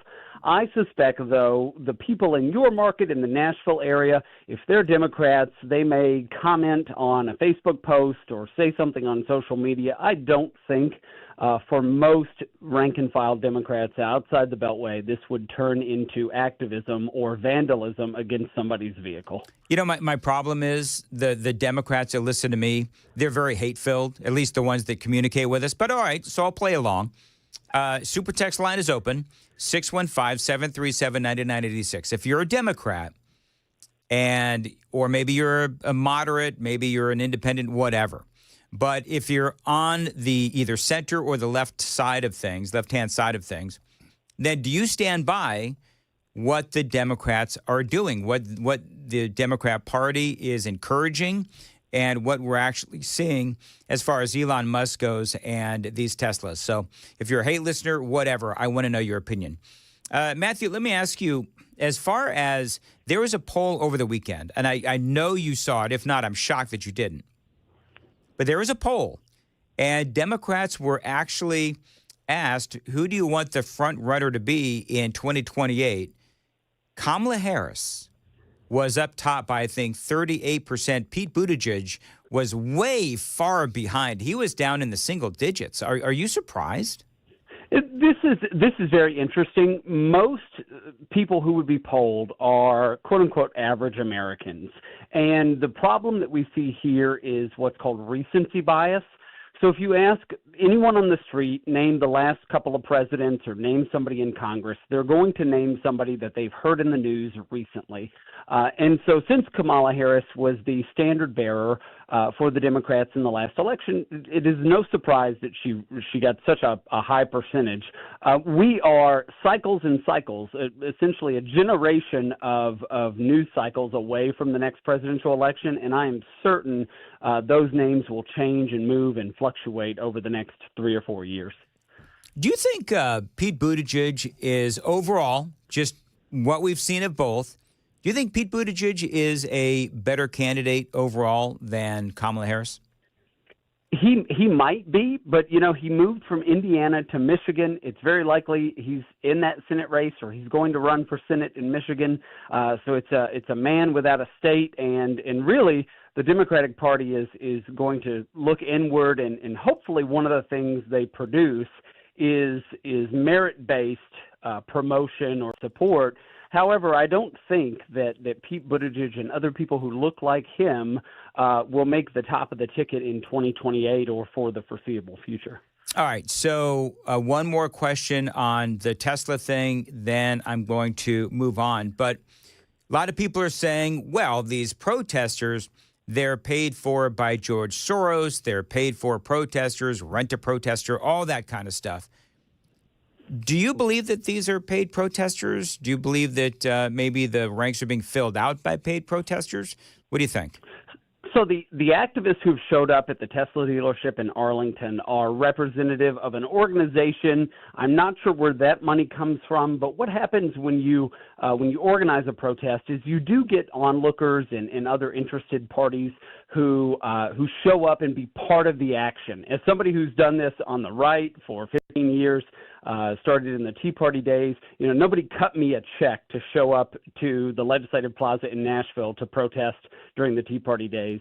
But a lot of these individual actors who are keying the sides of Teslas or vandalizing in some other way, I think those individuals are getting caught up in the hysteria, and many of them will be, I think, individual actors. This is happening in Walmart parking lots and other public areas where somebody just happened to be on the way to their car. They see a Tesla, they are frustrated and enraged, and then they drag their key along the side of the car. However, again, the protests are being supported by organizations that do tend to raise money from left-wing interests like George Soros. That's what I'm seeing just down the road in Arlington. We were laughing about this earlier. Matthew Hurt is joining us about an hour and 15 minutes ago.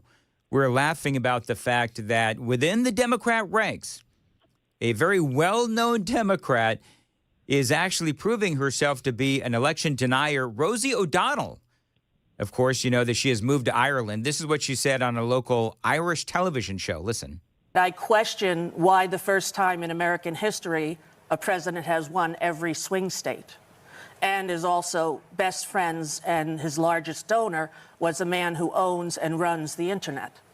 So I would hope that that would be investigated and that we would see whether or not it was an anomaly or something else that happened on election night in America when Kamala Harris was filling up stadiums with people who supported her, and Donald Trump was not able to do that. So it's curious to me.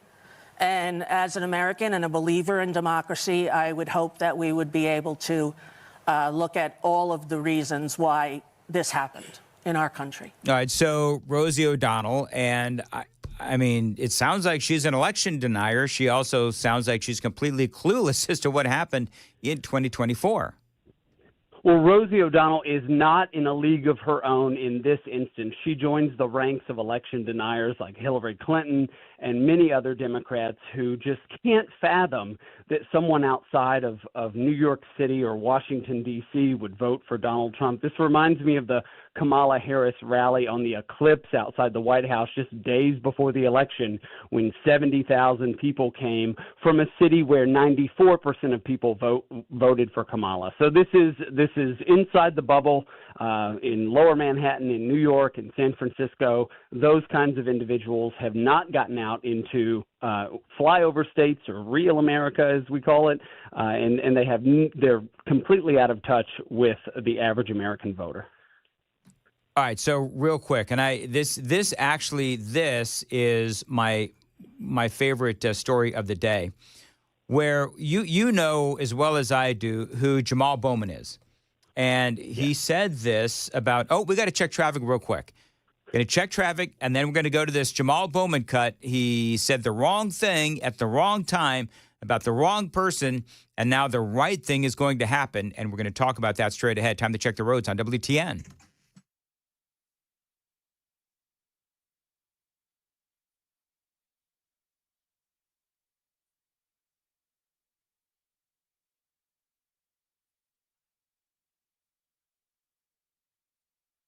646 weather for today, a high of 68 and sunny. Right now, 50 degrees at Super Talk, 99.7 WTN. So Jamal Bowman, of course, he is a disgraced Democrat who lost his lofty position inside the squad. Well, he has now been hired as a commentator for CNN, and this is what he said about Elon Musk. That's not true. And this shows, again, the American people do not trust Elon Musk. And Elon Musk is incompetent in his position. And how do we know? Because they fired tens of thousands of people. It was challenged in court. The court said the people have to go back, and now the people are coming back. He's incompetent. He's a thief. He's a Nazi, and people don't trust him. Period. Let me just... That's not true. All right, so you could tell everybody on the panel over there at CNN is like, oh, crap. But here's the thing. And now Elon Musk has come out and said, enough is enough. Lawsuit is forthcoming. So I don't know if he's going to sue Jamal Bowman, if he's going to sue CNN. I think he ought to sue CNN. I don't know what the laws are. But if they hire a guy who is such an incredible flamethrower, Matthew Hurt, then they know what he's going to say, the kind of things he's going to say, and they deserve to get sued along with Jamal Bowman. Yeah, this is absolutely outrageous, our heightened political discourse, particularly coming from the left about Republicans who've been called Nazis forever, and having, CNN is responsible for the content that is on the air. And if even a strongly worded letter from an attorney, you don't actually have to sue. Oftentimes these matters are resolved by a strongly worded letter suggesting that CNN take action, and what is that action going to be? It will be elimination from the program and from the contract. I'm certain there's a clause in the contract that says CNN can walk away from this in the event Jamal Bowman does something that would embarrass the station. This is certainly an embarrassing situation, and it could cost them, hundreds of thousands of dollars, either in advertising dollars or even more money in lawsuits or even the threats of lawsuits. All right. Speaking of lawsuits, real quickly, we know that these judges, it doesn't even matter the executive order. It feels like almost every single executive order has been blocked by one of these Democrat judges. The Democrats basically said we filled the ranks of, judgeships with a bunch of judges that are on a, they're on a Rolodex, and we can call them and they'll block everything that Donald Trump wants to do from an executive order standpoint. You think this is going to backfire on the Democrats? Because I don't think the people of America are appreciating this lawfare. The left is perfected this. It's called district shopping. It's where they identify a court or a district that would provide a favorable judgment, in many of these instances blocking Donald Trump's executive orders. I think this is going to come to a head. Many of these will make their way all the way to the Supreme Court. We've already seen John Roberts is sympathetic to the left in these instances. This is certainly going to erode the trust of the courts because a majority of Americans, and you said it in the last segment, are supportive of Donald Trump and his policies. And it's going to raise some serious questions. I think there are legislative fixes, and what that means is Congress, controlled by Republicans in both houses, the Senate and the House of Representatives, are going to have to enact many of these, and you and I have talked about this for several weeks. Even the DOGE cuts have to actually come through Congress as spending proposals, and it appears to me that Senate Republicans, about a half of them, are unwilling to make those cuts, the cuts that the American people support. All right, last one real quick. What is your prediction? AOC, is she going to try to primary Chuck Schumer? Whoa, Dan, I'm not prepared to talk about that inside the Beltway stuff. It is still a long way out. We're still a long way out from I think what you said, 2028. Yeah. The American people's political memory is short. However, I think that this sustained frustration among Democrats with no leadership. You talk about the poll with Kamala Harris. There is no leader of the Democratic Party, and Chuck Schumer certainly hasn't taken on that mantle of, say, a Mitch McConnell for the Republicans. Whatever the listeners think about Mitch McConnell, he was pretty good at stopping bad judges through the Obama administration and into the Biden years. But Chuck Schumer is no Mitch McConnell, and he certainly will attract opposition from the left. Whether that manifests as a one Senate candidate who could take him out in a primary, that remains to be seen. All right, Matthew, how can people find you on Twitter? I'm on Twitter at Matthew Hurt, MattheWHurtt. All right, thank you very much. Talk to you again soon. 6:51, running a little late, but worth it. Joan Jones, though, waits for no one. Hey, Joan. I absolutely do not. What is coming up in the news at 7?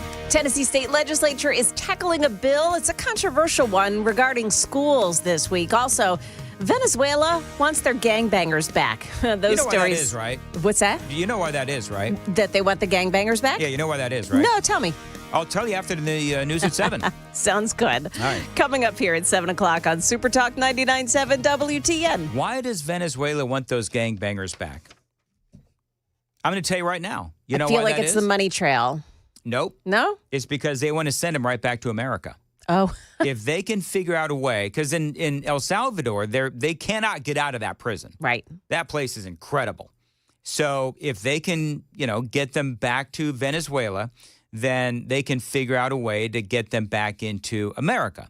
Now, granted, we do have far more secure country with Donald Trump at this point, but they want those gangbangers back to somehow get them back into our country because they want to continue to try to take down our country. The Venezuelan government wants to do that.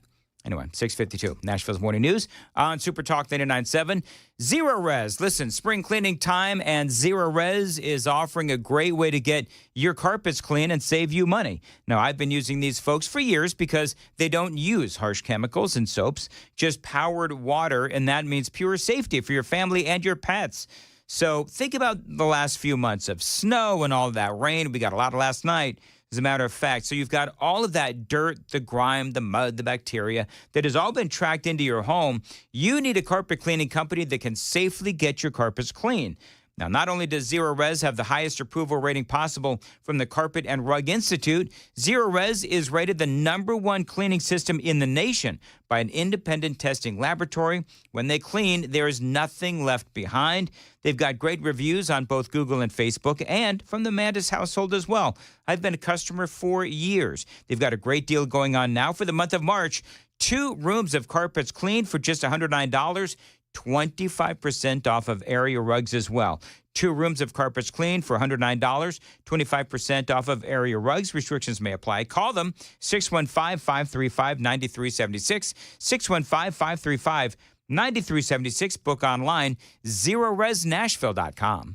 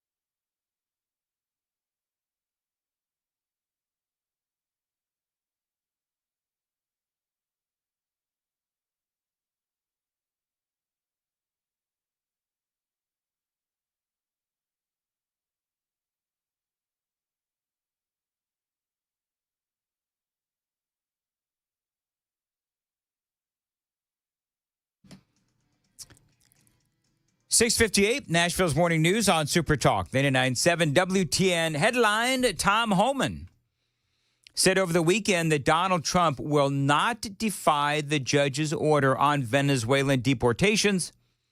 This is from Reuters. The Trump administration will not defy that judge's order, blocking the use of war powers to deport alleged Venezuelan gang members, the border czar Tom Homan said on Sunday, telling ABC News this week that the Venezuelans recently deported to El Salvador had been given their due process according to laws currently on the books, despite criticism by legal experts that the administration is defying judicial decisions.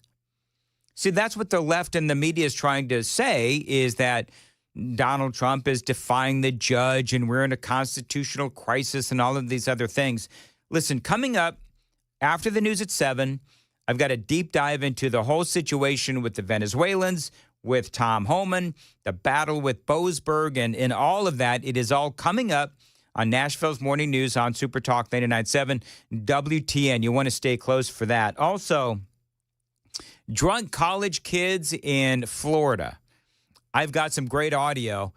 It's going to make you sad, the state of the younger generation, but I've got some great audio of drunken Florida college kids. That is straight ahead and a whole lot more right here on Super Talk. Watch us on YouTube.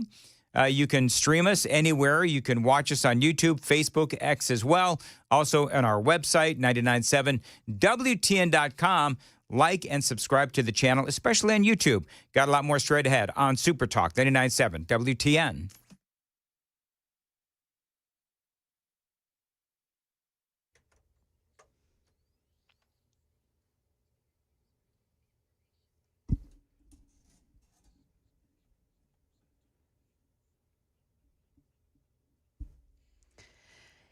Good morning, 7 o'clock. I'm Joan Jones with your top stories. Got an accident that has snarled traffic on 24 westbound this morning. It's right before Church Street, exit 81. Been there for about 40 minutes, according to drivers, and is blocking the right shoulder, also attracting a lot of attention. So pretty slow around that this morning.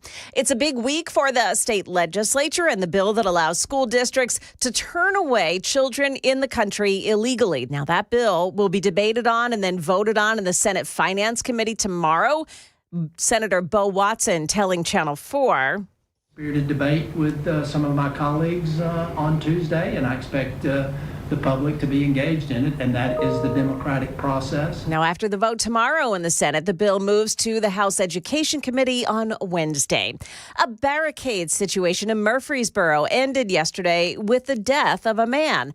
Now, this happened on Goose Creek Lane, where a man was reported to have barricaded himself inside after a domestic incident. When police arrived, they report the man pointed a shotgun at them. There was an escalation and police fired at least one shot at the man. Later, they found him dead. TBI is investigating.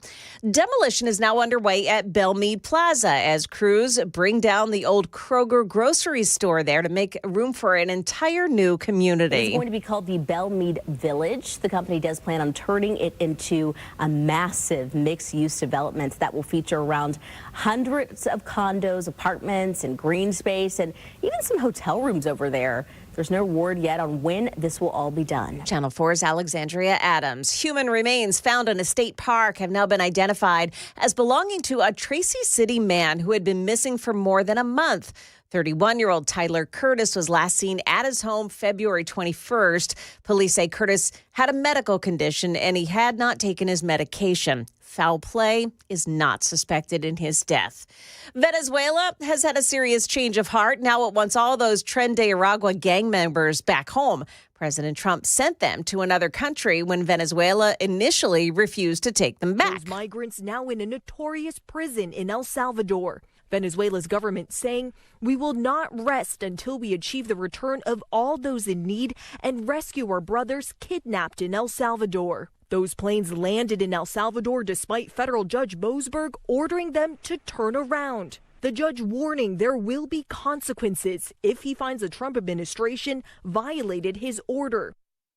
That's ABC's Selena Wang. We have Dow futures pointing up this morning by 393 points. Could be a nice start. The NASDAQ futures are up 292, S&P futures gaining 67. That's the latest news. Traffic and weather are next. I'm Joan Jones, WTN News.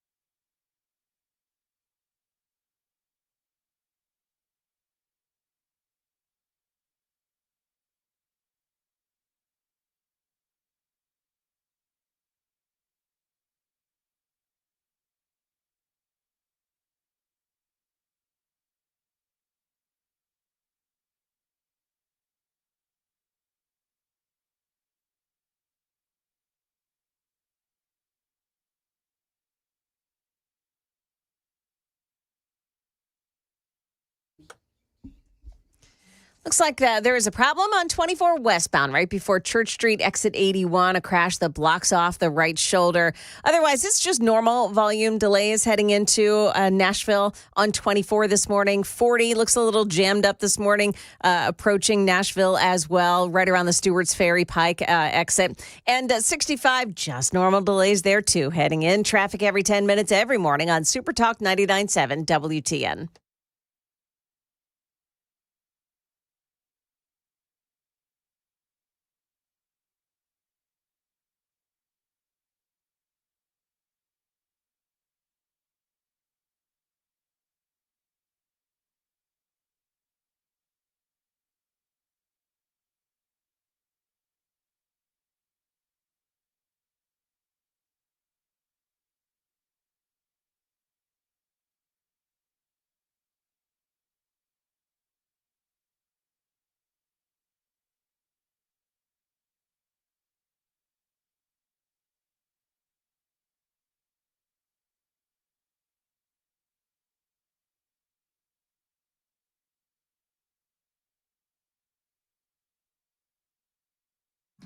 .705 Nashville's Morning News on Super Talk 99.7 W10. How are you, friends? Welcome on into your Monday. It is March 24th of 2025, and there's a lot of news going on. So, of course, Joan was talking about this, and I made mention of it earlier.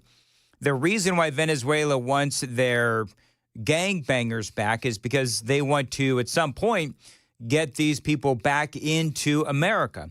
That's the whole point. But, you know, as far as illegal immigration goes and what is going on right now, the battle between Tom Homan and Donald Trump, of course, and Elon Musk and the entire Trump administration and these judges, it's just infuriating for the American people. At the end of the last segment, we told you about how Tom Homan has said that they will not defy a judge's orders. And so we're going to get into where we are with illegal immigration.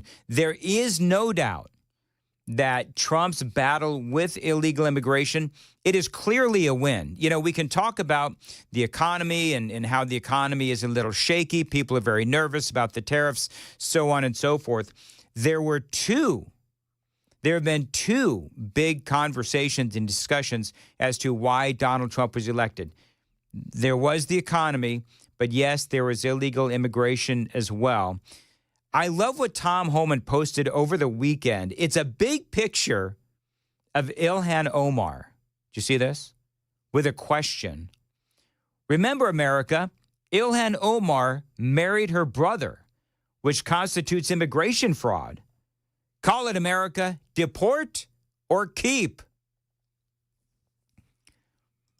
Now, I'd be willing to bet the majority of America voted to deport Ilhan Omar. Will it actually happen? I don't know. But the great comments, some great comments from Tom Homan and people who were deciding whether or not that Ilhan Omar should be deported. I think the vast majority of people who follow Tom Homan understand that they would like to see Ilhan Omar deported. Now, this is Homan. And this is what he said last week on Fox News. Listen close. Going against the judges now, what's next? Another flight every day.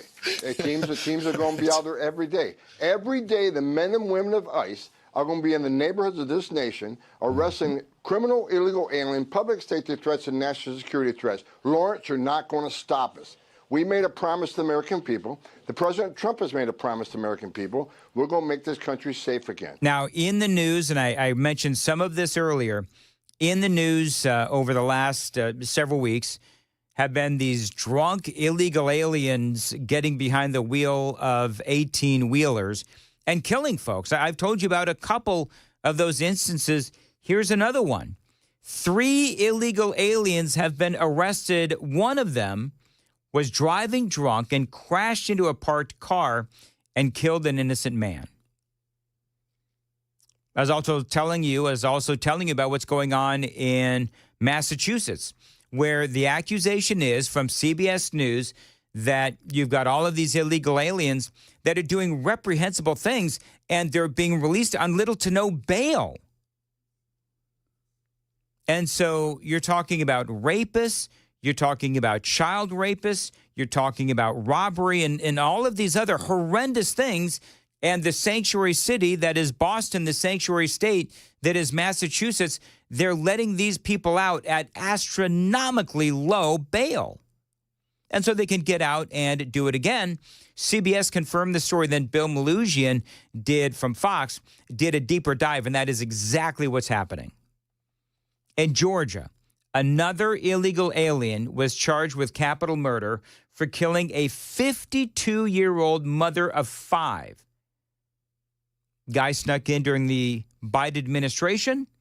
He was caught. He was released. And he killed this mother of 5. That was a big story last week.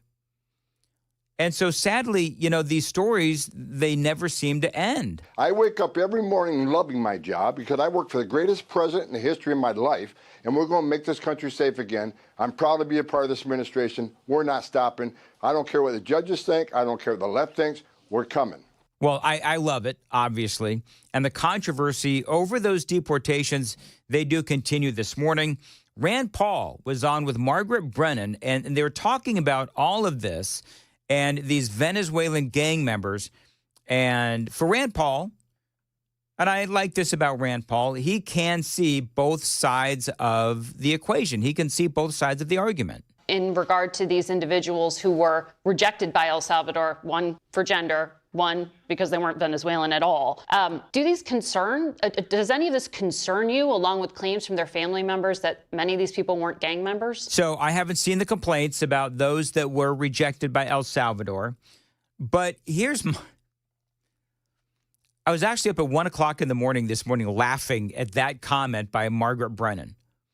Are we really going to believe the families of these guys who say, oh, no, they're not gang members? Really? Then why does he have a teardrop tattoo on his cheek, right under his eye?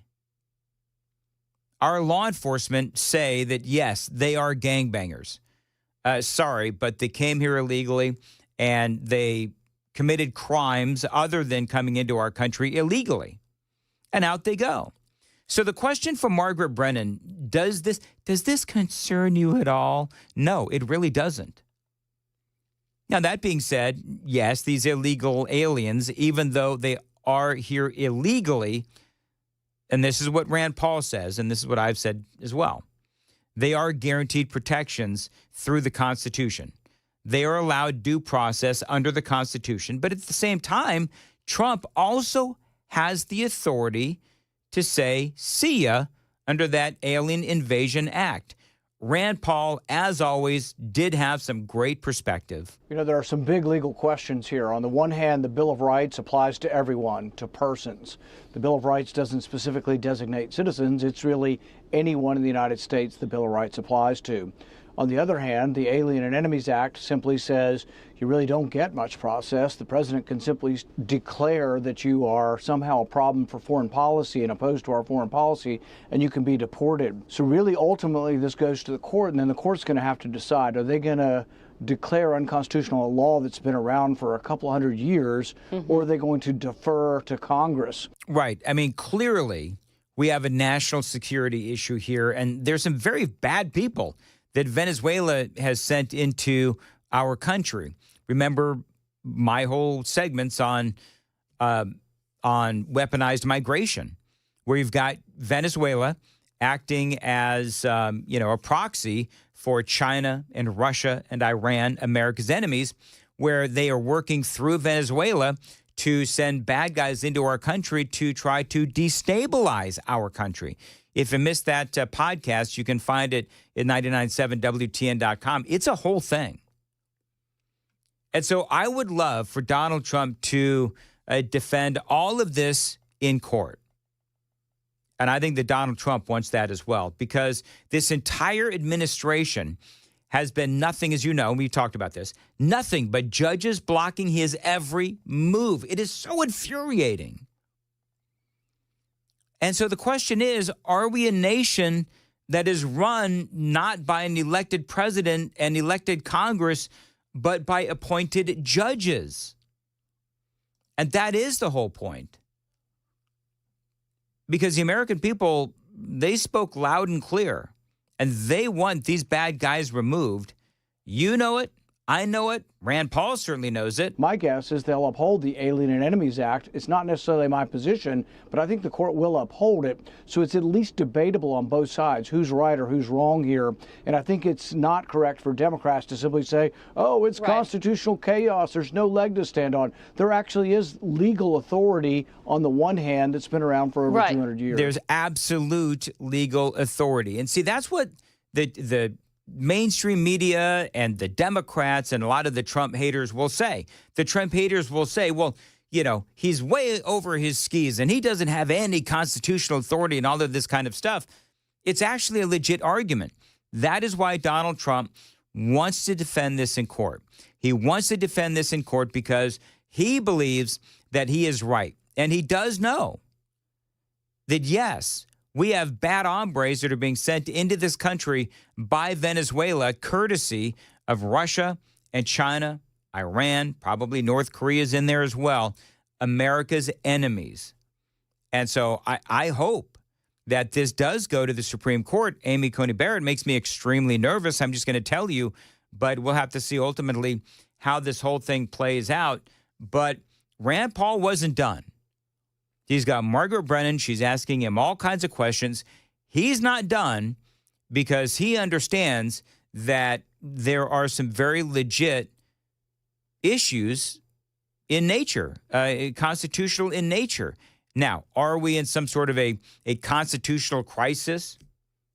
Well, I'm going to let you hear what Rand Paul has to say straight ahead. It is 7:16. Time to check the roads on WTN.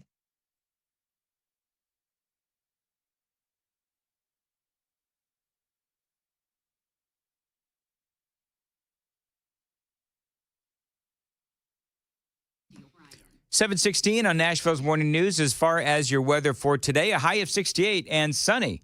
Appreciate you listening to Nashville's Morning News on Super Talk 99.7 WTN. A great comment on the judges that are trying to thwart Donald Trump at every move. Rand Paul, and this was on with Margaret Brennan. On the question of whether or not a district judge can make a ruling for the whole country, that's also a very big question. And I suspect as this works its way up to the Supreme Court, when you get to the Supreme Court, I do believe the Supreme Court is going to limit district judges from having nationwide rulings. So I think that's also in the offing. But these are huge legal questions, and the only way they begin is by a challenge. If the president doesn't challenge these, they never have standing and never get to court. So on the one hand, the president is generating this, but it's the only way to generate a final conclusion from the court. Yeah, Rand Paul is right. And I told you at the top of the hour that Tom Homan is out there and he is now saying we're not going to defy any judge's orders. We're just not. But listen, the American people, they're seeing, and we're seeing all of this lawfare. And I believe, and I was talking to Matthew Hurd about this earlier, I do believe that the American people will eventually hold all of this against the Democrats. Whether we're talking about the Democrats going after Teslas and Elon Musk, the Democrats fighting tooth and nail. They desperately want to keep these bad guy murdering, raping, robbing illegal aliens, gangbangers. They desperately want to keep them in our country. It doesn't make any sense. But then again, let's all be honest. The Democrats don't make a lot of sense these days, do they? Now we'll leave the whole discussion of impeaching, because I've done that before several times now with interviews with people who know a lot better than me. But we'll leave that discussion for another time. Pam Bondi, though, Attorney General Pam Bondi is going back to court today, and she's going to take on Judge Boasberg again. This is an out-of-control judge, a federal judge trying to control our entire foreign policy, and he cannot do it. You know, he dragged us into court on a Saturday without any notice, and then he's continuing these hearings. He's trying to ask us about national security information, which he is absolutely not entitled to. And I look, I can't say it enough. She is right, and Trump has forced these Democrats to take the side of some of the worst people in the world. There are 261 reasons why Americans are safer today, and that's because those people are now in an El Salvador prison. And we are going to follow the law, and we are going to protect Americans. You know, there's a reason why Biden's approval rating was plummeting because of the border. There's a reason why the current Democrats' approval rating is at 29%. People want to be safe. This is President Trump's agenda to keep Americans safe, Maria. It's basic public safety. It is. And the Democrats don't want you to be safe. And so, of course, the conversation will continue. There will be lots of news today as Attorney General Pam Bondi goes in front of Judge Boasberg. We'll continue to cover that for you all day right here on Super Talk 99.7 WTN. Coming up next, drunken college kids try to answer some very basic civic questions, and it doesn't go well. It is 7:21. And Joan Jones has the news coming up at 7:30. Hello, Joan. Well, hello, Dan. So should schools be allowed to turn away children who are in the country illegally? That measure gets a little bit of treatment in the state legislature this week. We'll review coming up here at 7:30 on Super Talk 99.7 WTN. Thank you, Joan.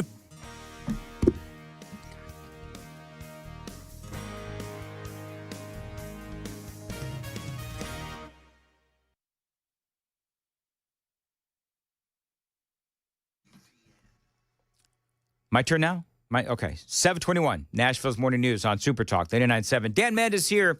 Listen, spring and summer are now officially upon us. What big events do you have planned? Whether it is a big corporate event, maybe a family reunion, maybe a wedding at your home, maybe graduation event, maybe Easter event with your family.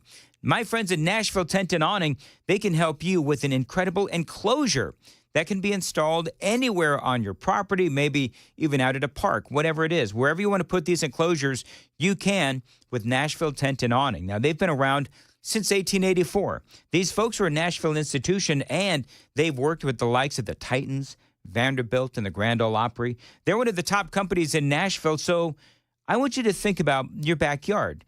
You can actually extend your living space with a backyard enclosure so that you can enjoy it even when it gets really hot in the months ahead.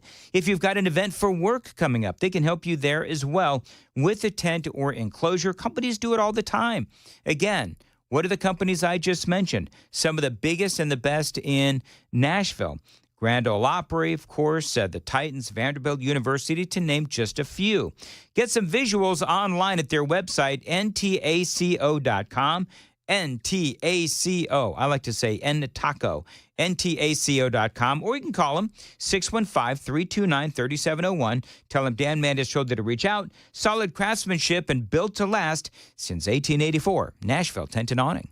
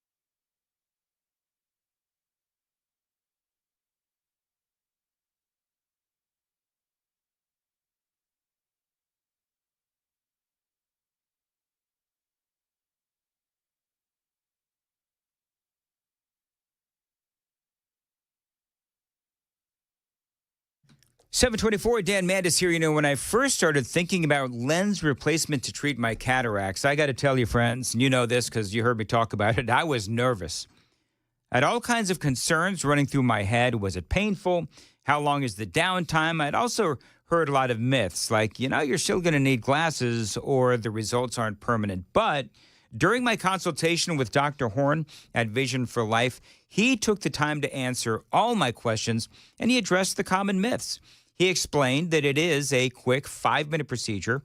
Most patients feel little to no discomfort. Recovery times are really fast, and many people permanently achieve near perfect vision without glasses. Now, what stood out to me was the personalized care Dr. Horn tailored a plan specific to my needs and my goals. And he walked me through the lens options and what they could do for me. And I got to tell you, he was very patient, again, answered all my questions. If you've been putting off cataract surgery, don't. That is my biggest regret. I wanted to do this a long time ago. I should have with Dr. Horn and Vision for Life. Call them 615-436-2020, 615-436-2020. Find them online, visionforlife.com.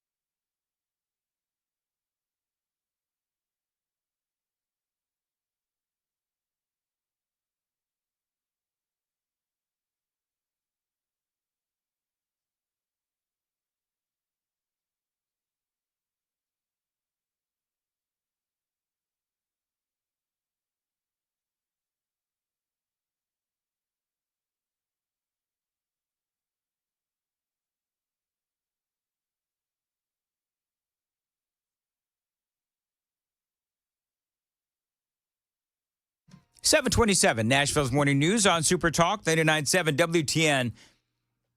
I think this next minute 12 is ample reason why the Department of Education does need to be dismantled. These are college-educated students. So theoretically, obviously, they have a high school education. This is out at spring break, and they can't even answer the very basic of questions. Listen close. Who did the colonists fight in the Revolutionary War? In the Revolutionary War? It was, I don't know if this is right. I mean, it sounds so stupid. Was it the Spanish? Wait, what are your majors? Business. Biology. Okay. Elementary education. Oh. What shape is the U.S. Pentagon building? Isn't it just a square? How many U.S. senators are there? 6, 7.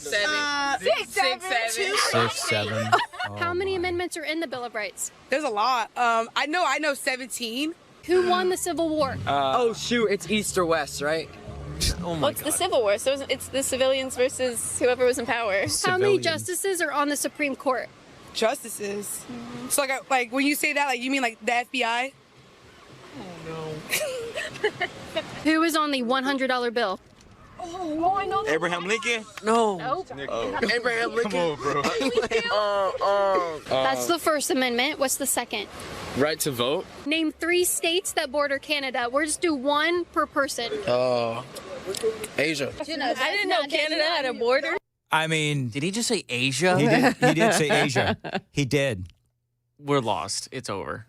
I'm telling you, this is why we need to abandon the Department of Education, because these folks actually have high school diplomas and now they've gone off to college. Unbelievable. I need to walk around real quick. I Listen, the nice thing is it makes us feel smarter. That's all I'm saying. It is 7:30 on Nashville's Morning News on Super Talk 99.7 WTN.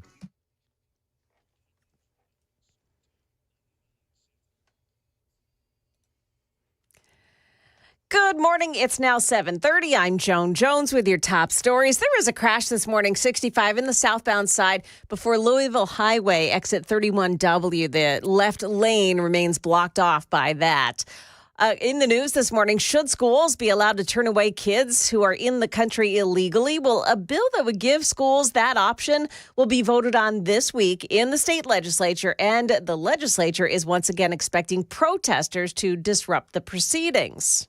For anyone that comes to this Capitol, you're not going to shut down the people's business. So we were elected to come down here and debate very serious ideas. We would only ask that the guests that come to the Capitol, this is your Capitol. It belongs to you. It belongs to the people of the great state of Tennessee. We ask that you be respectful. We ask that you not try to shut things down or anything like that. That is State Representative William Lamberth after protests shut down debate earlier this month.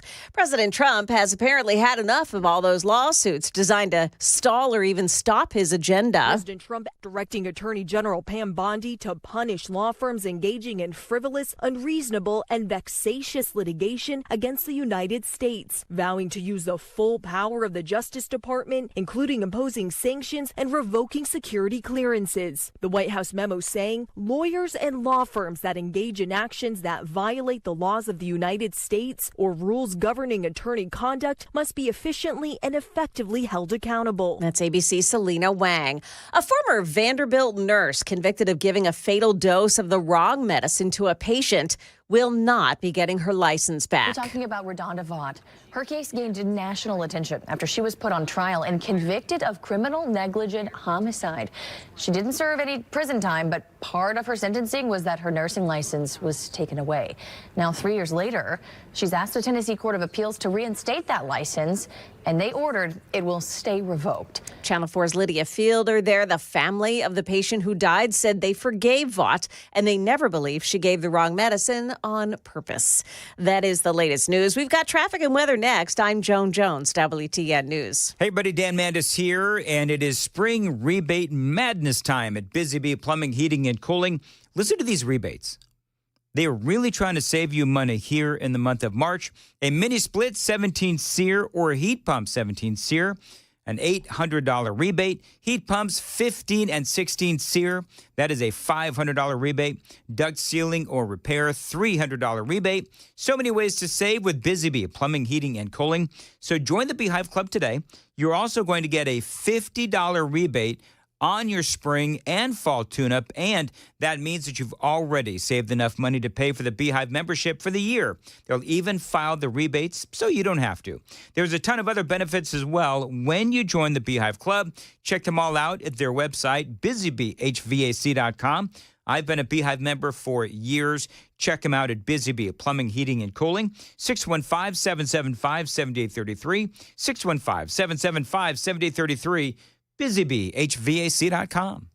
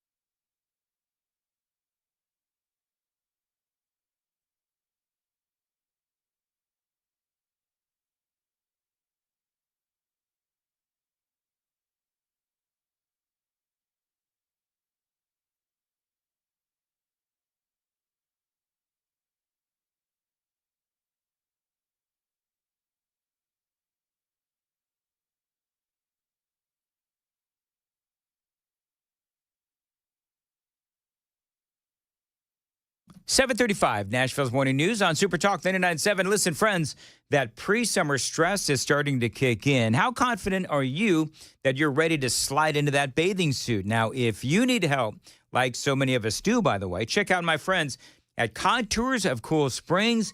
They are experts in red light technology. Now, they can help you lose 2 inches of fat in that first session, or it is absolutely free. Now, I went through this process, and my pants are noticeably looser. If that is not your experience, that session is free. Now, you know that Contours in Cool Springs, they are the only place in Tennessee with this cutting-edge red light technology. Now, folks are coming in from everywhere because what Contours offers is incredibly unique and effective.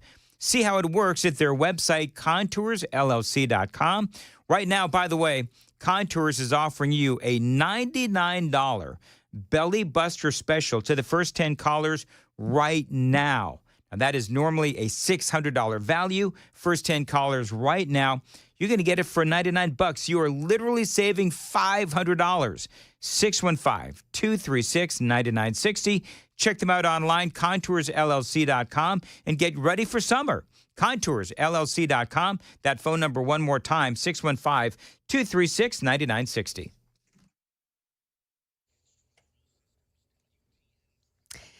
It's a disabled vehicle that's blocking a left lane on 65 southbound just before exit 98 this morning, and that's causing a big backup. We also have a crash in Bordeaux, Clarksville Pike at Buena Vista Pike, and another one in Brentwood on 65 northbound side now approaching Concord Road. Traffic every 10 minutes every morning on Super Talk 99.7 WTN.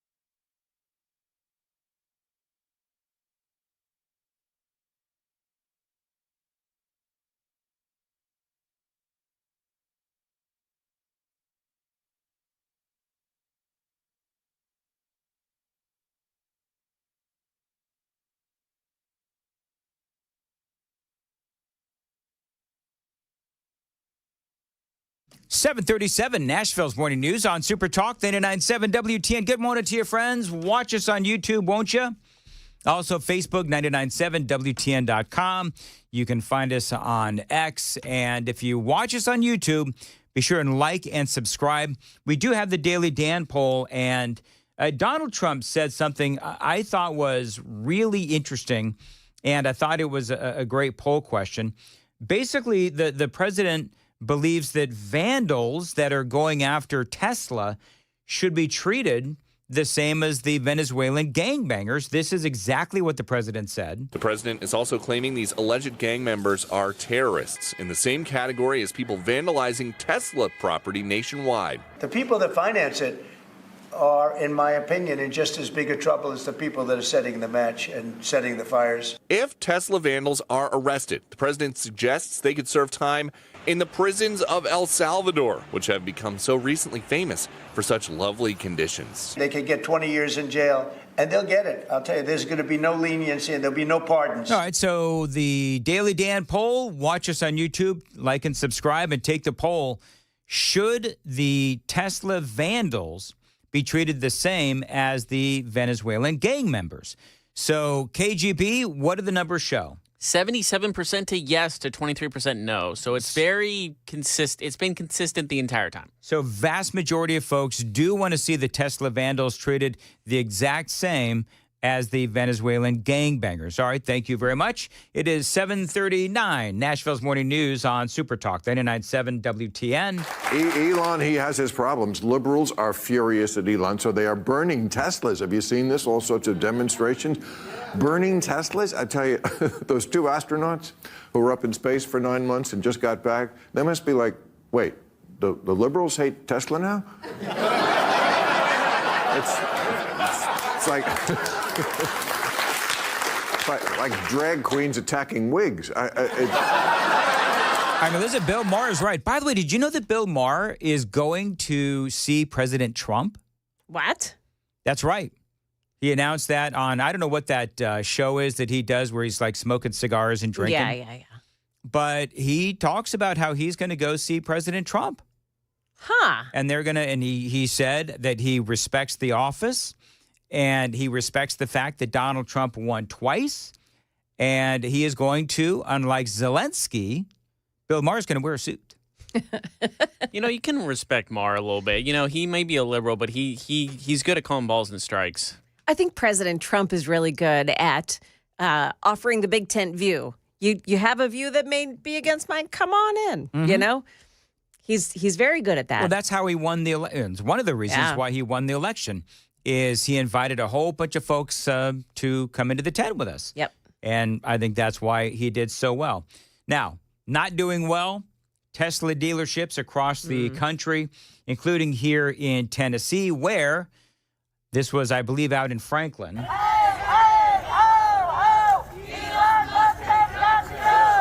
So that was a level of chants. Hey, hey, ho, ho, insert name here has got to go. That's basically what they do. And so I was joking earlier because that's not a good chant. Let's just be honest. It lacks creativity. It is boilerplate, whatever. But a guy was out there with the camera, and what I said on X was that George Soros or whoever is funding these protests across the country, if this is...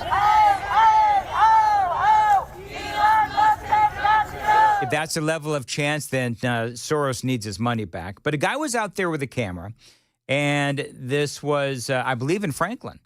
And he started asking these folks questions. And apparently they were actually told, believe it or not to speak to anybody who might be a Trumper. And you know what they say? Yeah.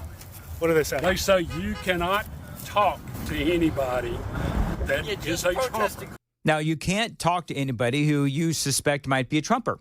And I heard that, and I'm thinking, okay, why not?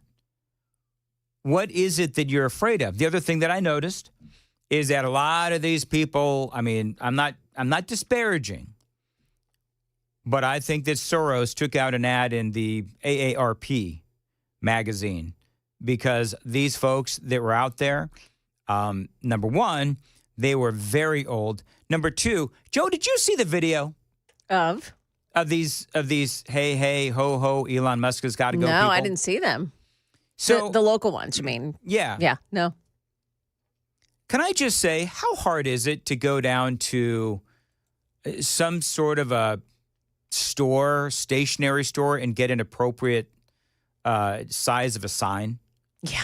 Because literally, I kid you not, literally, they had like 8.5 by 11 paper that said, you know, Elon must be fired or whatever it is. Like, they couldn't even help me out. What you certainly know this, Joan. Where's a good place to get signed stuff? Oh, Office Max. Office Max. You could even go to the grocery store. They have an aisle with some paper products in it. I mean, it is ridiculous. If I'm going to spend all day, out there in front of a Tesla place, I'm going to have a sign that people can see. Yeah. It's like, why don't you just get something a little bigger than a Post-it There was note? clearly a deal on short paper, like the 8x14s. There was definitely a buy one, get one free kind of thing. Must have been. This is actually another sign that this may not be a Soros-backed kind of a dispute. Right. And that's because, you know, without those signs, typically what they do is they hand out the signs with, you know, pre-written sayings on them. And they're wearing certain colors, or they all have their hats. Remember the V hats? Yes. Yes. So they all have the same thing. But in this one, it almost looks organic because these people have handwritten signs. So, all right, then my message to the people in Franklin, not that I want to tell you all how to protest, but I'm here to tell you that if I ever hit a protest line, I'm going to have the biggest damn sign you've ever seen. Because I don't want to waste my time out there. You know what they did have, by the way, Joan? I don't know if it was in Franklin, but I know at some of these protests across the country, they had, what do you call the little code thing you scan? What do you call that? Oh, the QR code. They had a QR code. QR code. Yeah, they had a QR code. Yeah. And so what they're trying to do is, you know, through some highfalutin way, is recruit more people by telling folks to scan the barcode. So at least they're doing that, but I don't know. This You just... know what they say? Yeah.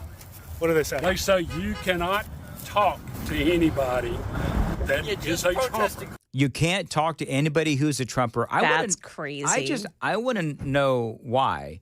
Because if I'm out there and if I'm, you know, with my little recorder and stuff, yeah, I'm going to say, so can you tell me exactly what is your main beef with Donald Trump? And if you tell me that we're in a constitutional crisis, tell me why. I mean, because for me, this is a president who is deporting all of these illegal alien gangbangers. He's trying to save the government from itself and cut down on all the spending and cut down on the government bureaucracy.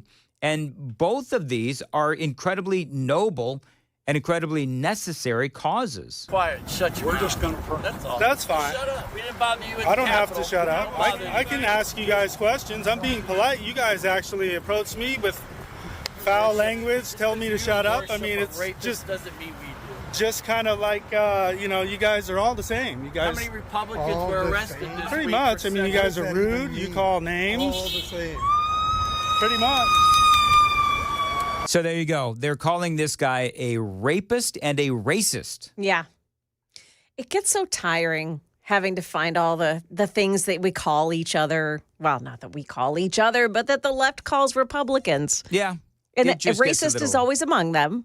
Yes. Like you can check that one off the list. And nobody really cares. Like on our side, nobody really cares. You know, there was a time when people would sort of recoil at being called a racist. Now it's like, no, we really don't care anymore because you've overused it to the point where... And Nazi did that too. And Nazi. Mm-hmm. That's another one too. White supremacy. Yep. Nobody cares. Nobody cares. Hey, it's a 7:47. Time to check the roads on WTN.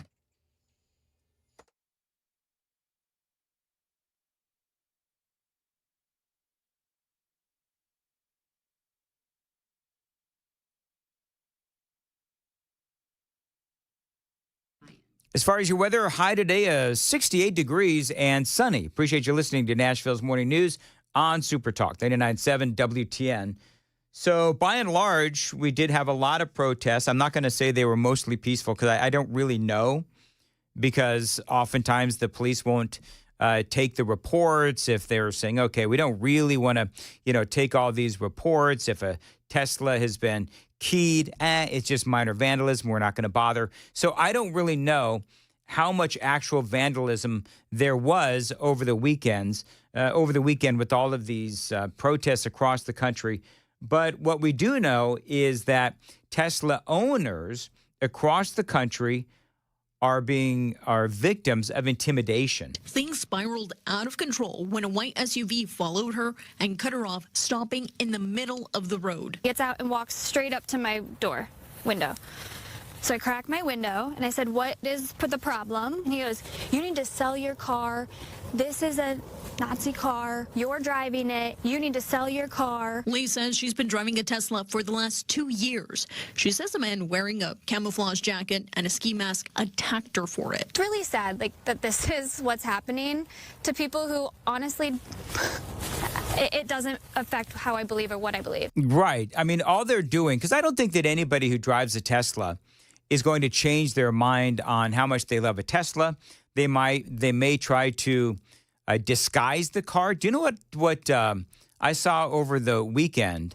I forget who posted it, but somebody posted over the weekend that people are taking, I don't know what you call the car identifiers, like a fancy kind of a mantle thing that you put on your car. You know what I'm talking about, Joan? On the hood?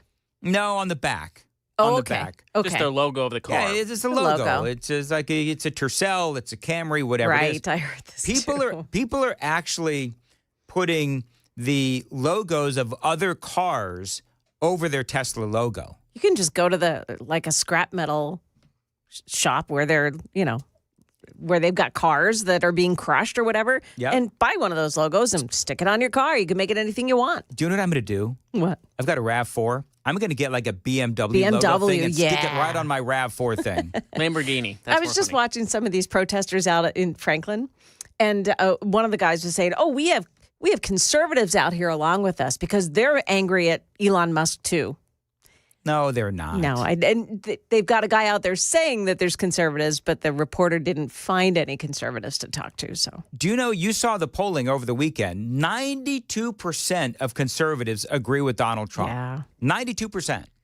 So I believe that this administration right now is the most, what's the right way to put this? America is the most divided it's ever been on presidents.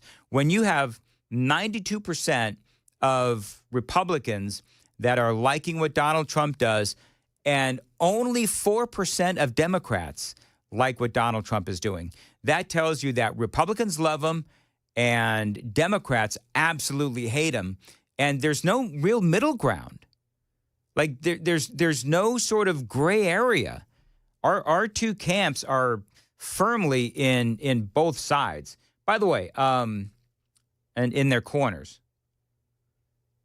Caroline Leavitt, I like what she had to say about all of this. She says, you know what's going to happen is these people are going to face big-time charges. Enter Donald Trump, enter Pam Bondi, enter Kash Patel. He will ensure that the harshest penalties are pursued for those who are engaging in this vicious violence that we have seen targeted at this American company, Tesla dealerships, Tesla employees, and also innocent Americans who have chosen to drive these vehicles. I love that. And she did, look, she's right. And you got Jasmine Crockett, of course. We all know what she said. But I am truly here for very selfish reasons. Right. Starting with on March 29th, it's my birthday. Right. And all I want to see happen on my birthday is for Elon to be taken down. Yes. So Jasmine Crockett saying that she wants Elon to be taken down. Now, just so you know, I believe that she was obviously talking about the vehicles, the cars, but this is what Pam Bondi had to say in response to all this. Now you have this Congresswoman Crockett who is calling for attacks on Elon Musk on her birthday. Let's take him out on my birthday, she says. And yet she turns and says, oh, I'm not calling for violence. Well, she is an elected public official. And so she needs to tread very carefully because nothing will happen to Elon Musk. And we're going to fight to protect all of all of the Tesla owners throughout this country, and it's just basic safety. Once again, domestic terrorism is going to come to a stop in our country. There you go. 7:52, Nashville's Morning News on Super Talk 99.7 WTN. Joan Jones has the news at 8. Hey, Joan. So the Trump administration is back before an angry judge today. Also, an investigation begins over the mysterious death of a young federal prosecutor. That and more coming up at 8 o'clock on Super Talk 99.7 WTN. Thank you, Joan. 7:53, Nashville's Morning News on Super Talk 99.7 WTN. Want to say good morning to my buddy Tony at Cabinet Solutions. Tony, people got to understand they've only got a few days left to take advantage of your big 15% off sale that is going on right now. That is right. And all they need to do to qualify is make an appointment here in this last week. They don't have to buy their cabinets this week. There's a lot of process that we got to go through, but they need to make the appointment. Now, you've got not only incredible cabinets, you've got a wide array of cabinets for every budget, every style. I've been down to your warehouse. It is amazing to check out. But you've also got great flooring as well. What other kind of merchandise do you have at Cabinet Solutions besides the obvious cabinets? Well, we've got LVP flooring, and some people don't think about closets sometimes, or outdoor cabinets, or garage cabinets. We've got cabinets for the whole home, actually. All right. And also, folks, and you've heard me and Tony talking before, let's not forget you've also got aggressive packages for home builders and contractors as well. So homeowners and builders can go to mycabinetsolution.com, right, Tony? That's right. That's the best place to get in touch with me, mycabinetsolution.com. Just go to the contact tab and fill out a quick form. It comes directly to me. I'll reach back out to them and set them up with a great designer. All right, Tony, don't forget, folks, only 1 week left to take advantage of the big 15% offer sale. It is going on right now. You've only got a few days left. That website, one more time, mycabinetsolution.com.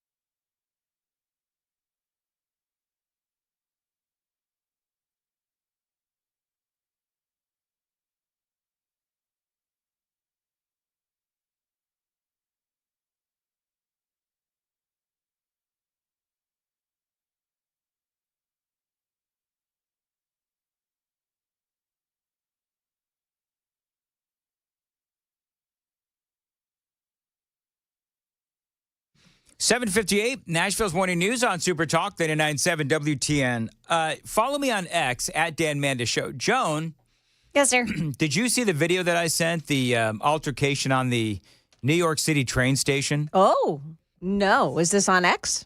Yes, I sent you the link. So Okay. Malinoff says this video is fake. I say 50-50 chance. I didn't say it's 100% fake. Let me describe it. So you've got a woman who is mouthing off to a guy who is wearing a Trump hat. And there's a lot of F-bombs, and I can't play it. But she's mouthing off to this guy. And he gets off the train. They're on a subway car. You know, the same subway system where people are lighting each other on fire, right? Oh, yeah. So this woman, this belligerent woman, is yelling at this dude in a MAGA hat.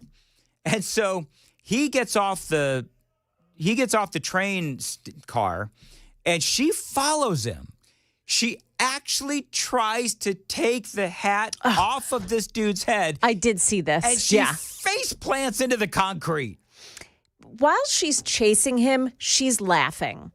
So I think So do you think this is fake too? I do. KGB, you believe it's fake? It could, honestly, we're so Okay. crazy in our times, it can go both ways. But it seemed to look at me, look what's happening kind of vibes to Yeah. it. Like, pay attention to our act. She was saying some pretty nasty things to him on the train. She was, but True. you know what? I could walk up to a Trump supporter and I could pretend to have a fight with a Trump supporter, no problem whatsoever, because I know the right things to say because they've all been said to me. It is 8 o'clock, Nashville's Morning News on Super Talk, 99.7 WTN.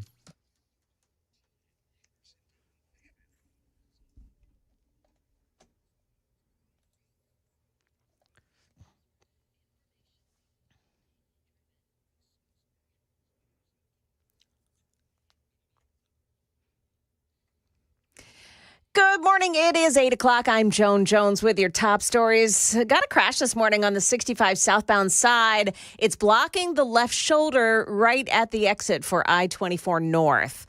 In the news this morning, more courtroom action today in the legal battle over deporting hundreds of migrants from Venezuela. President Trump escalates his feud with federal judge James Boasberg, calling Boasberg a constitutional disaster on social media. Boasberg has set a hearing for today to, quote, get to the bottom of whether the administration ignored his order to turn around flights bound for El Salvador carrying Venezuelan immigrants. The administration argues it deported the alleged gang members under the Wartime Alien Enemies Act, claiming the planes were already in international waters when Boasberg made his ruling. ABC's Christiane Cordero, a former federal prosecutor, has been found dead in her home in Virginia. Jessica Aber is her name. She resigned at the start of the Trump administration, but prosecuted serious crimes in her role with the Biden administration, including money laundering against 2 Russian nationals and murder convictions against an MS-13 gang member. Female found in bed, unresponsive, not breathing. 43-year-old Jessica Aber was found unresponsive inside her home by Alexandria police Saturday morning. Sources tell ABC News so far there's no indication of foul play and that the death appears to have been from natural causes. The state medical examiner will determine her cause of death. ABC's Alex Prescia reporting a friend says that Aber had a serious medical condition. A silver alert has been issued for a man missing in Clarksville. Garland Mazzei is 86 years old, reportedly has a medical condition that could impair his ability to return safely without assistance. Now, he's 5'6", 170 pounds. He has gray hair and brown eyes, and police say he may be driving a white 2004 GMC Envoy with Tennessee tags, BCW 3936. If you see him, call the Clarksville Police Department. When Greenland's national dog sled race steps off this week, there's going to be at least one high-profile fan along the trail. Second Lady Usha Vance is visiting Greenland on a mission to see the historic sites there and to learn more about the heritage of that island. I'm also coming to celebrate the long history of mutual respect and cooperation between our nations, and to express hope that our relationship will only grow stronger in the coming years. The visit comes as President Trump has repeatedly talked about purchasing that island. Money News brought to you by Beacon Capital Management, online at beaconcm.com. Stock futures this morning pointing way up. We've got Dow futures plus 407, NASDAQ futures up 308, and the S&P futures gaining 68. That's the latest news. Traffic and weather are next. I'm Joan Jones, WTN News.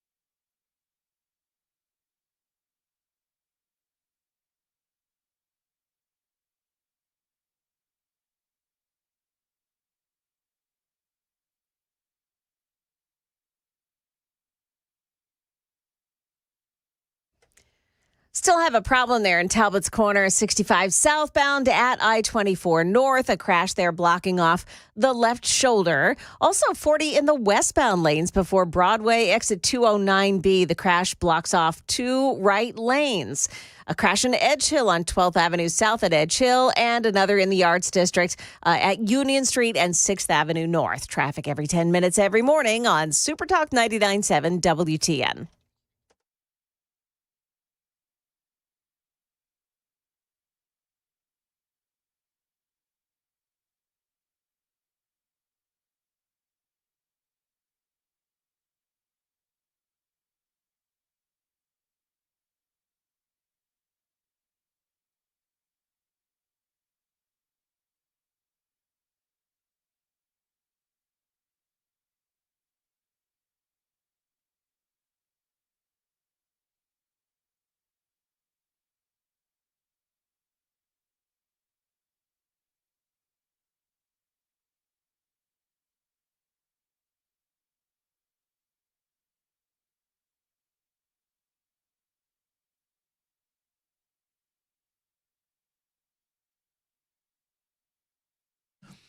.807 Nashville's Morning News on Super Talk 99.7 WTN.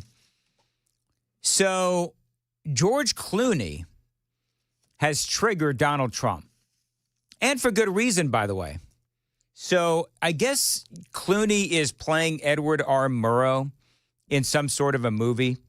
And so 60 Minutes is on the set of this movie. It is Edward R. Murrow, and Clooney is playing Murrow, and the movie is about him versus Joseph McCarthy. So now they're following him around, and they want his really smart opinion, they believe, on the media today and their coverage of Donald Trump. Now, I want you to listen to this because it is astonishing, George Clooney. It is astonishing his lack of perspective given what we've seen regarding Joe Biden over the last couple of years. Now, this is making the rounds on social media. George Clooney. Clooney met the cast and wasted no time addressing what he sees as the parallels to today. When the other 3 estates fail, when the judiciary and the executive and the legislative branches fail us, the 4th estate has to succeed. Has to succeed. As 60 Minutes is here right now on our first day. Kidding aside, Clooney made the point, these are chilling times for the news media. ABC has just settled a lawsuit with the Trump administration, and CBS News is in the process of... The process he's talking about, President Trump has lodged a $20 billion lawsuit against CBS, making the unfounded allegation that 60 Minutes engaged in election interference. CBS has since filed a motion to dismiss the lawsuit. All this as the network's parent company, Paramount, is trying to close a merger deal with... So you've got George Clooney and you've got 60 Minutes, and they're calling the CBS lawsuit unfounded. Now, that's the one, if you remember, that lawsuit is the one where 60 Minutes edited Kamala Harris's interview, if I'm not mistaken, right, to make her look better, to make her look smarter, to make her look less loopy. And so Trump is going after 60 Minutes, and I understand that. But I love that George Clooney, of all people, is talking about the failure of journalism today. But when you look at that soundbite, he's talking about journalism covering Donald Trump. Nothing to say about the failure of journalism as they were covering Joe Biden. Are you kidding me? It finally took, an op-ed? It finally took an op-ed or some sort of a opinion piece in, was it the New York Times, that George Clooney said, you know what, I love Joe Biden, but the dude's got to go. And you better point him in the right direction, otherwise he'll wander off into the woods. I mean, that's what he said. And it wasn't until George Clooney gave them permission that the media finally said, after that debate with Donald Trump, where the media said, yeah, you know what? Old Joe Biden, he's lost a step or 2 or 20. But I love how he is using this movie where I guess he's playing Edward R. Murrow, who, by the way, if you don't know, was a great, great journalist way back when they had great journalists. And now he's not calling out the media the 4 years that Joe Biden was clearly losing his mind and the media completely ignored it. He's talking about the media now and about how the media is in such great peril. Really? Is the media in such great peril? I mean, the reason why Donald Trump is suing CBS is because they literally tried to make Kamala Harris look better. They are trying to, and they were trying to influence the election. I mean, that's obvious. If you've seen how and we went through all this way back when, but if you've seen how they edited the tape, you know that is exactly what they were trying to do. And so now people are all over, and by the way, they should be. People are all over George Clooney, and they're all over 60 Minutes. And I agree with Donald Trump, where he is just like, you know what? Now, he did, it's kind of funny. He did call George Clooney a two-bit actor, I think is what he said. And he's calling out not only George Clooney, but he's also calling out the media and a lot of these other entities that are out there. And by the way, he should. Donald Trump should call out George Clooney and the media. You know, it is too interesting because you have these folks in the media, and they're trying to present themselves. They're trying to present themselves as victims. But here's the problem. The problem that they have is that, and we've been playing this soundbite all morning long, is that they have people on that will say the most horrendous things about Donald Trump and not even bat an eye. For example, Jamal Bowman. That's not true. And this shows, again, the American people do not trust Elon Musk. And Elon Musk is incompetent in his position. And how do we know? Because they fired tens of thousands of people. It was challenged in court. The court said the people have to go back, and now the people are coming back. He's incompetent. He's a thief. He's a Nazi, and people don't trust him. Period. Let me just. That's not true. You heard what he said. He called Donald Trump, well, he didn't call, he called Elon Musk a Nazi, and he called him a liar and all of these other things. And Elon Musk is now going to sue Jamal Bowman and hopefully CBS. I should say CNN. And he should sue CNN because CNN hired a guy who is a loudmouth. He is, I mean, not the brightest, bulb on the porch. I mean, this is the guy, remember, the congressman who was part of the squad, and he pulled the fire alarm to stop a vote. Remember that whole thing? And he said, oh, I didn't realize it was a fire alarm. I thought it was a door handle. Yeah, that's a ticket. I mean, good Lord. So now I like what Donald Trump. So Donald Trump is getting, and by the way, again, Elon's going to sue Jamal Bowman and CNN. Trump on George Clooney. You ready? Why would the now highly discredited 60 Minutes be doing a total puff piece on George Clooney, a second-rate movie star and failed political pundit? He fought hard for Sleepy Joe's election and then, right after the debate, dumped him like a dog. That's Donald Trump. Later, he says, I assume under orders from the Obama camp, pushed all out for Kamala, only to soon realize that was not going to work out so well. 60 Minutes, he says, even fraudulently inserted fake answers into her disastrous interview aired just before Election Day in one of the most embarrassing and dishonest events in broadcast history. And now, George Clooney again? His press agent should be making a fortune. Bottom line is what 60 Minutes is doing is they're using Clooney's movie where he's portraying Edward R. Murrow. They're using his movie as a vehicle to push the narrative that Donald Trump is attacking the media. That's the bottom line with 60 Minutes. That is clearly what they're trying to do. And I don't think it's going to work. It is 8:15. Time to check the roads on WTN.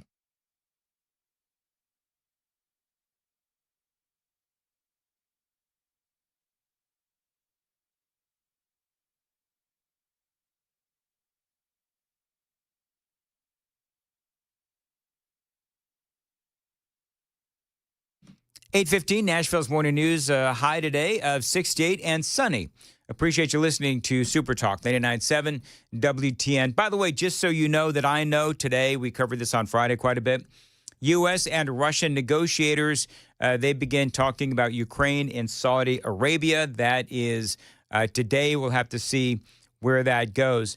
You were talking about, in your newscast, Joan, you were talking about Greenland, were you not? I did, yeah. And Usha Vance She's is headed actually there. going to Greenland as Trump talks up U.S. takeover. I find that interesting. I thought it was interesting that they would send her as well. They're also sending Mike Walls. Okay. But yeah, Usha, I mean, this is her first outing as the second lady. Do you know what's funny? I could not tell you anything important that a second lady has ever done. Is that wrong? Like, can you name something a second I think lady? Tipper Gore was very, Oh, right? I mean, she was out there big time. She sure was. Tipper Gore was out there big time, going after heavy metal. Yeah. Trying to put the warning stickers on Twisted Sister albums. Yeah. Wait, is this true? Oh yeah. You didn't know this? I was 5 when okay, she was she was first second lady when I was born. So Tipper Gore is as what are they still? I don't even. He invented her, so I'm sure. No, I'm just trying to figure out if Tipper Gore is still with us or not. Is that terrible? No, she's not. She's not. Okay. No. I don't remember. Anyway, so Tipper Gore, she thought that it would be a good idea to go after heavy metal music, and she hauls in like the lead singer of Twisted Sister and I guess a bunch of other heavy metalers as well, because her big concern, of course, was the lyrics in heavy metal, in hard rock, which is so dumb because every generation has its, lyrics that the older generation is concerned about. So I thought it was ridiculous. It made me want to listen to Twisted Sister even more. And Motley find out what Crue they're saying, right? Even more. Rap is way worse Yeah, than with lyrics. That's what everybody was saying. Yeah. Go after rap. Don't go after Dee Snider and Twisted Sister. I mean, come on. Now, here's the funny thing about that whole thing. You know what impact that had on Dee Snider's career? Do you know what happened to Dee Snider?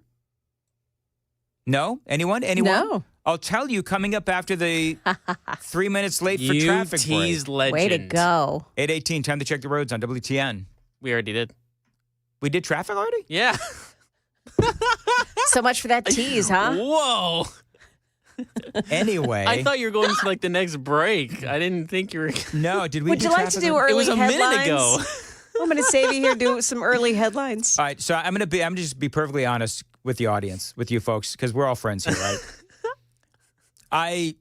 I'm not really totally with it today between the lightning and the thunder from last night and my inability to sleep. I'm going on so few cylinders. I'm just a little out of it today. I apologize. So we did go to traffic. Very good.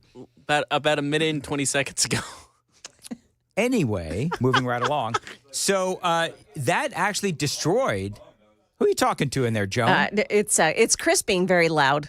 All right. So that actually almost destroyed Dee Snider's career because he went in there and when he testified in front of Congress, he said, I'm a family man. I'm a father, all of these other things. And people are like, you wuss, you've got to live, eat, and breathe heavy metal. Oh, I see. And the lyrics. Yeah. And all of a sudden, Dee Snider was some sort of a poser. The reality, though, is that their music, Twisted Sister's music, got way too heavy and way too, good Lord. Anyway, there you go. That's all I got on Twisted Sister. Well, so we went down that rabbit hole. So that was the first time that I remember, anyway. A second lady, yes, being out there on the world stage, on the public stage, taking a stand on anything. Now, I don't think Usha's taking a stand, but she certainly is getting out there and toting the line for the Trump administration. Yep. And for her husband. Yeah, and good for Usha. She's a gem. Like she really is. She's awesome. Yes. You watch. Did you ever watch? I know we talked about it before, and I gave you an assignment. Elegy? Yeah. Did you watch it yet? Yes, I did. It is amazing. Yep. It is incredible. Usha's great. So here's what also helps. If J.D. Vance is going to go on as, and become a candidate and become the president of the United States, it sets her up to be a very supportive spouse and very supportive in her role. She's already got the creds then to be able to carry on some, heavy lifting for her husband. Well, First Lady kind of stuff. Yeah. What did you see? The Republicans came out with their own poll. We were talking earlier about how Kamala Harris is leading in the various polling for Democrats. Mm-hmm. J.D. Vance, he is like at 48%, and everybody else is way, way, way down. It is clear, at least to me, that the nomination, because Trump is termed out, that the nomination is J.D.'s to lose. Yeah. I believe so.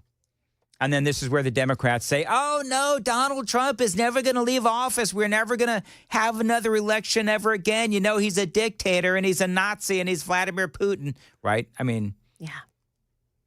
That's what all the people were saying at the rally. At the rally? For Sanders and AOC. Yes. Carrying. Yeah. Which, by the way, they said that there was 35,000 people in Denver. Yeah. They actually looked at all the cell phone.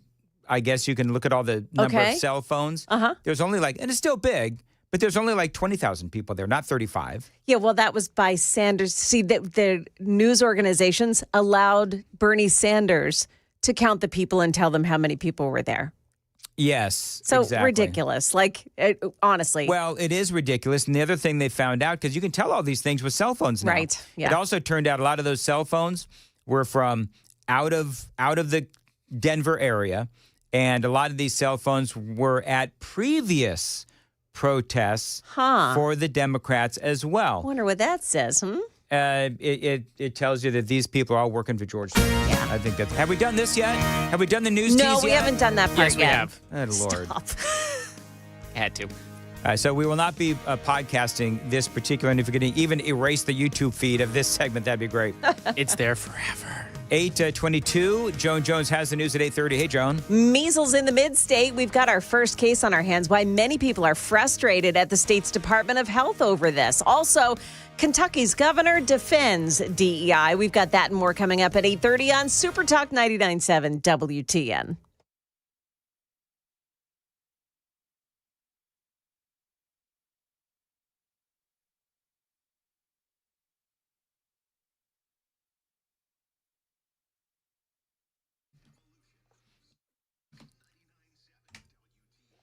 $8:23. The weather in Middle Tennessee, it can get crazy, which is why you need a backup home standby generator from my friends at the Generator Supercenter. This is the nation's #1 Generac generator dealer.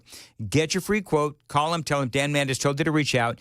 Get a free quote and get peace of mind when you have one installed. The Generator Supercenter does feature expert installation and, yes, 24-hour monitoring as well. They're not going to leave you in the dark, and, yes, financing is available as well.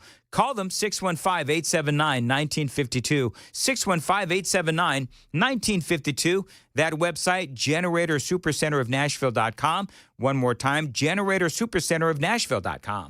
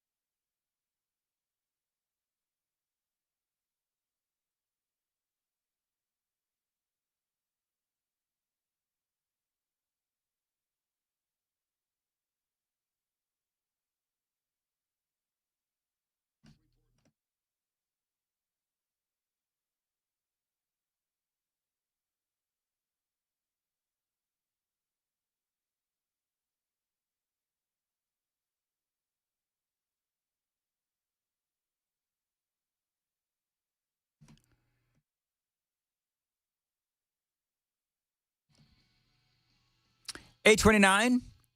Nashville's Morning News on Super Talk 89.7 WTN. Okay, so clearly the good people of Tennessee know that Tipper Gore at 76 is still alive. But she divorced Al because he's a creeper. Well, he said he invented the internet. It was actually she invented the internet. He took credit. That's why. Well, she got half the internet in the divorce. Oh, is that what happened? What half did she get? That's how it works. There's a dark side of the internet. What side did she get? I don't know, KGB. What I do know is that we're going to News Now with Joan Jones on Super Talk. What do I say to that? Yeah. On Super Talk 99.7 WTN.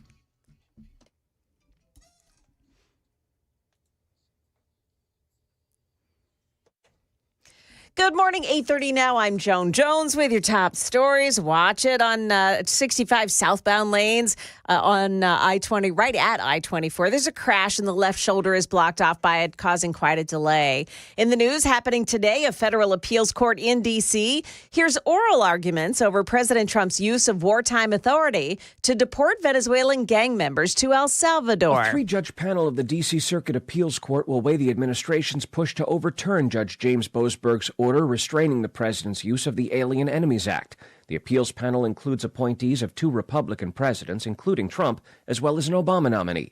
The administration argues the men who've been subject to the use of the enemies law have been thoroughly vetted as members of Tren de Aragua. But attorneys and relatives say several of those who've been sent to a Salvadoran prison are not members of the gang. ABC's Stephen Portnoy. The Mid-State has its first case of measles. The Tennessee Department of Health confirming the case, but they won't identify where that case is or whether it's a child or an adult. They will say, however, the person's recovering at home and that person does not know where they became exposed to the measles. Kentucky's Democrat governor vetoed a GOP-backed bill to dismantle DEI at public universities. He also released a drama-filled video. It makes people feel less welcome, less deserving. GOP lawmakers have a supermajority. It's likely they'll override this veto. They'll also override his veto of a bill that protects so-called conversion therapy.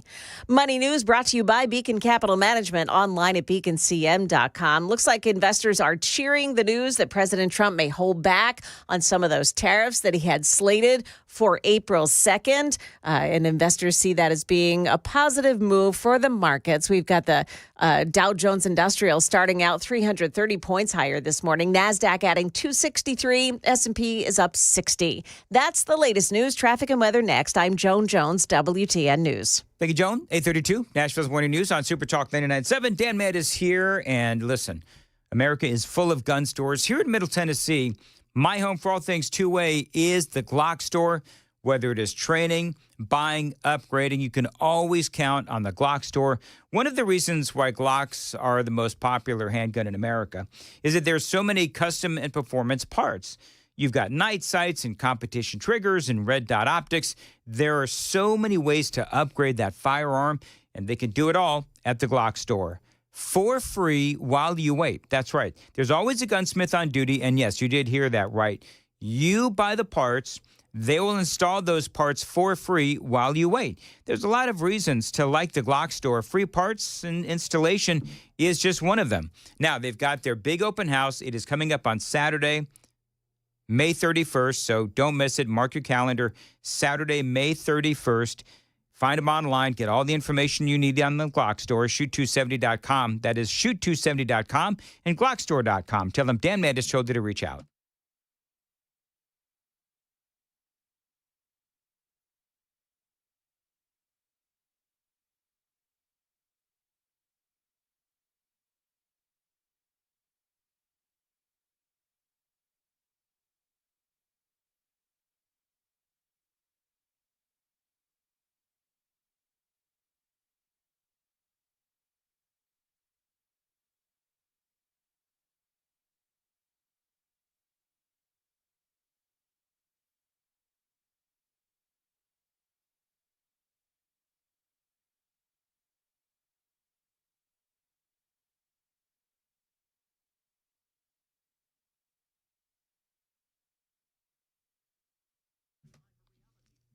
$8:34, Nashville's Morning News on WTN. Dan Mandis here.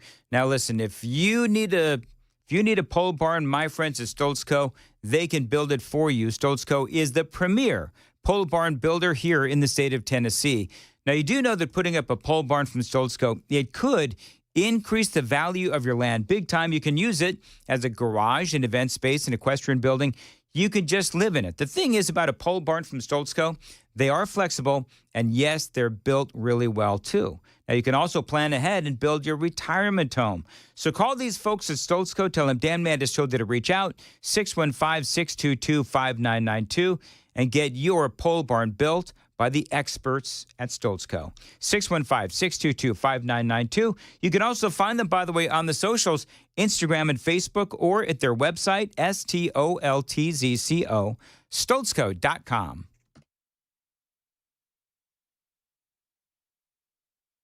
Okay, working a scene of an accident in Nashville at Trousdale Avenue. Make that Trousdale Drive at Harding Place. Got another accident, 65 southbound lanes just before Trinity Lane at exit 87. And in the Nations at Robertson Avenue and Midland Avenue. Traffic every 10 minutes every morning on Super Talk 99.7 WTN.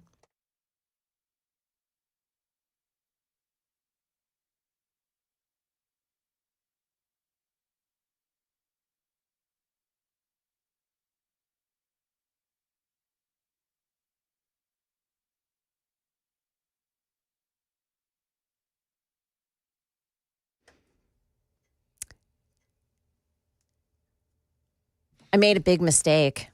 Joan made a mistake? I did. Tipper Gore is not dead. No, she's not. Oh, did you say she was dead? I did. I said she was dead. She's been dead inside for years. Jesus. She died the second she married Al Gore. Honestly. That's what it was. It was terrible. It's a little harsh. Yeah, Chris, what is wrong with you? Yeah. You talk about the man that invented the internet like that? And he saved us from global warming. You know what? Joan killed his ex-wife. So Wow. I don't know Are we doing these? throwing under the bus? Wow, we're going with hardcore assumptions here. They're not married anymore? No. Al Gore's living that bachelor life? I don't know if he ever got married again. Does he look like Frankenstein, or is it just me? Yeah. Al Gore. He does. He looks Al a Gore, little bit. yeah. Isn't that why they call him Al Gore? I mean, Rush, of course, did that. You want to know how he hits on women at the bar? See that phone you got? You're welcome. Because he invented the internet. Is that a fact check true? You got a fact check did true not. for KGB? Tim Berners, what's his name? Tim Berners-Lee did. Okay. Yeah. Well, whatever. Anyway, I'm still going to believe Save it. the world from Man Bear Pig. Yes. So Tipper's Super alive. serial. Tipper's alive. And Al Gore is still alive. Both, Yes. I believe, dead inside. though. Allegedly. Yes. Yeah. All right, whatever. Moving right along. So in other words, people were sending all kinds of, hate notes to the super text line. Yeah. Saying, "Oh my God, Tipper's alive." And With that voice. with that voice, that you know what? There are some days that's what the super text line sounds to me like. Tipper Gore is the reason I had to hide the majority of my CDs from my parents when I was 13 and 14. Did they take that seriously? Yeah. Did they Oh, really? wow. Oh, yeah. My dad did too. My dad was like, he hated Ozzy Osbourne. Like, I was a big Ozzy fan. Had hair down to the middle of my back and all that. What year was that whole No, thing? you Was that didn't. 86? Yes, I did. No, that was the 90s when they put the parental advisory stickers on. Wasn't that Yeah. after NWA, though? Was it? It was NWA caused Was it? Yeah, Was it the that's right. 90s? Yeah. I don't know. Are you sure? Yeah, because remember Dee Snider from Twisted Sister? I do. We just he was talked yelling about it? that. Yeah, ruined his career because he came out and he said that he was a father. He was a father and he was, just a husband and all these things. And people were like calling him a poser. Yep. Because he wasn't living the style, living the lifestyle. I remember I had the Kid Rock Devil Without a Cause CD. Yeah. And the art on the actual disc was a huge middle finger.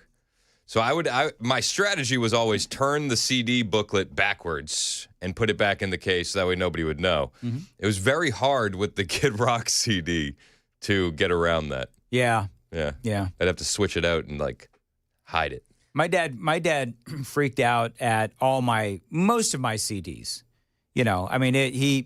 Ozzy, Black Sabbath. I don't know what else I had. You listen to Black Sabbath? I can't see this. I think if you like an Eagles fan or a Boston I also like fan. the Eagles. I also like, obviously Journey, Bryan Adams.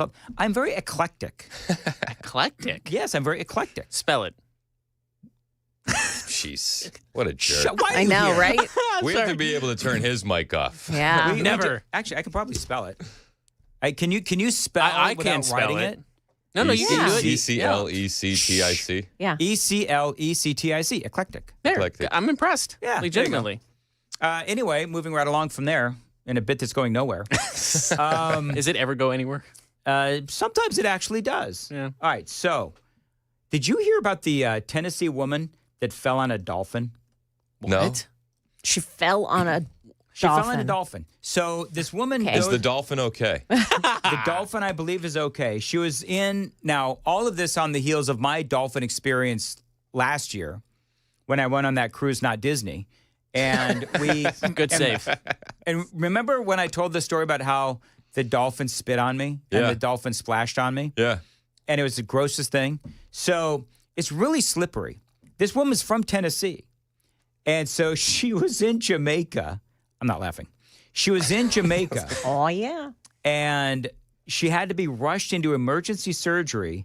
Oh, my God. After she was injured in a freak accident, she was swimming with the dolphins. And then I guess she was like getting out or something. And she falls back, I guess, into the water and lands on the dolphin's dorsal fin thing. Oh, come on. Did she get impaled? No, I don't know what. They don't say that she actually got. I don't think you can get impaled by a dolphin dorsal fin. If she went to can you? emergency surgery, something obviously happened. Slipped a disc or something? Something. I don't know. Those fins are strong though. It's not. I know it's not sharp, but they're incredibly strong. Yeah, it's not gonna. It's not like a wet cardboard. It's not. Yeah, it's not. It's not. Yeah. It's not a tail. And I don't know if the dolphin itself is okay. And is it wrong that that's the first thing I thought of? That was the first thing I thought of. I wouldn't swim with dolphins. I'd be a little bit too nervous because you hear the horror stories of the dolphins getting a bit rapey. Oh, seriously? Yeah. That's actually true. It happens a lot. Whoa. Yeah, they get feral. They do. They will commit sexual assault. Ew. Flipper. That's why when you see dolphins, you see them in pairs. That's specifically so when they are swimming with the dolphins, they're not attacking people. They go after the other dolphin for mating. Okay, time out. They would rather them rape the other dolphin than the human. Yes. But if the dolphin has no other options, it's are you saying? Are you're saying the dolphins go after people? They get rapey. If they cannot have another dolphin mate, they do go after people. They go after anything. It's 100% true. Joan, you know what I feel like sometimes on this segment? Slimy? You ever? No. Joan, you might be able to remember this. The two youngsters here probably not. But did you ever watch The Liars Club? No. You would have these contestants. Oh, yes. Yeah, you would have these contestants, and the actors like Charles Nelson Riley and Jim Nabors. They'd make up a story. They would make up a story, and then it was up to the contestant to say whether it was a lie or not. Yeah. That's what I feel sometimes when Chris Hand talks. It's just true. This is true. Okay, listen. You can fact check it. Dolphins are known to rape. I know they're known to rape other dolphins, right? But if there's no other dolphins, they go after anything. That's the thing. They don't care. They do not discriminate. Anyway, whatever. So this woman had a hematoma, and she was taken in for surgery, but she suffers from sickle cell anemia. So, for her, yes, it was a very serious thing that happened. I just turned off all the mics, and I asked Chris, is this really true? Yeah. He said yes. So there you go. No, he's 100% correct on this. Appreciate the fill out forms too when you go swimming with dolphins. Because you have to sign a waiver that says I will not sue if raped. Well, I don't think it's worded. Fine print. I don't think it's worded not like have to sign a. You didn't read the fine sue print. if I'm raped by a dolphin. I doubt you read the fine print. I don't believe it was worded that way, but it's worded if the dolphins injure you. It's worded in a way that they can get around the rape. So here we are. I just did a Google search of that dolphins and rape. Yes, Dan's broken. Lonely, sexually frustrated dolphin behind attacks in Japan. Yeah. Dolphins as rapists. Yeah. Sexually frustrated dolphin. Wow. Dolphins resort to rape. That was the Telegraph. Yeah. That's incredible. Oh my gosh. I didn't make this up. There's You articles did in the not. Tampa Bay Times about this. Okay. It's a very dangerous scenario to put yourself in. You know, when Chris got into here for this segment, I did not expect us to go here. But you know what? We got to be on our toes. Do you know what the funny thing is? When Amy and I went frolicking with the Dolphins, Riker didn't want to do it. It turns out he was the smartest of the three. He was the smartest He one. was the smart one. He's the one in the family that knows how to use the internet. He was aware. Of what may or may not happen. Listen, I want to say right here and right now that love is in the air, and life is a lot better with my wife by my side. It's not life. But I really need everyone to respect my privacy. So that is a reference to Tiger Woods. Oh, yeah. Just read this article to Chris. Yeah, this is the dumbest thing ever. Make it public. Tiger Woods. Now, there's been, who is this he's dating? What, Trump? Vanessa Trump. Don Jr.'s It's Don ex-wife. Jr.'s ex-wife, Vanessa. Yeah. So Tiger and Vanessa have been dating, and there's been all of the rumors that have been swirling for people who care about such things. She said to him, is that your dorsal fin, or are you just happy to see me? Good Lord. Can I call you Clubber? Oh, my gosh. Maybe it was Justice Club. I stole that from Sally on the super text line. Thank you. So mine was all mine, and you can tell that it was mine. You are proud of it. I can see the look on your face. Totally bad taste. But Tiger, he puts it out there in a tweet. Love is in the air. Life is better with you by my side. We look forward to our journey through life together. That sounds very long term. Hallmarky. They've got Hallmarky, a couple of yes. they got a couple of pictures of them together, lovey-dovey. Sounds like you punch it into ChatGPT. Then he posts, at this time, we would appreciate privacy for all those close to our hearts. Hey, look at us. No, don't look at us. So in other words, this is like Meghan and Harry. Yeah. Yeah. Where it's like they're all over the place. They're on Oprah. They're on every talk show known to man on 2 different continents. And it's like, but we need our privacy. Please respect our privacy. So Vanessa Trump is 47. How old is Tiger Woods? 49. 49.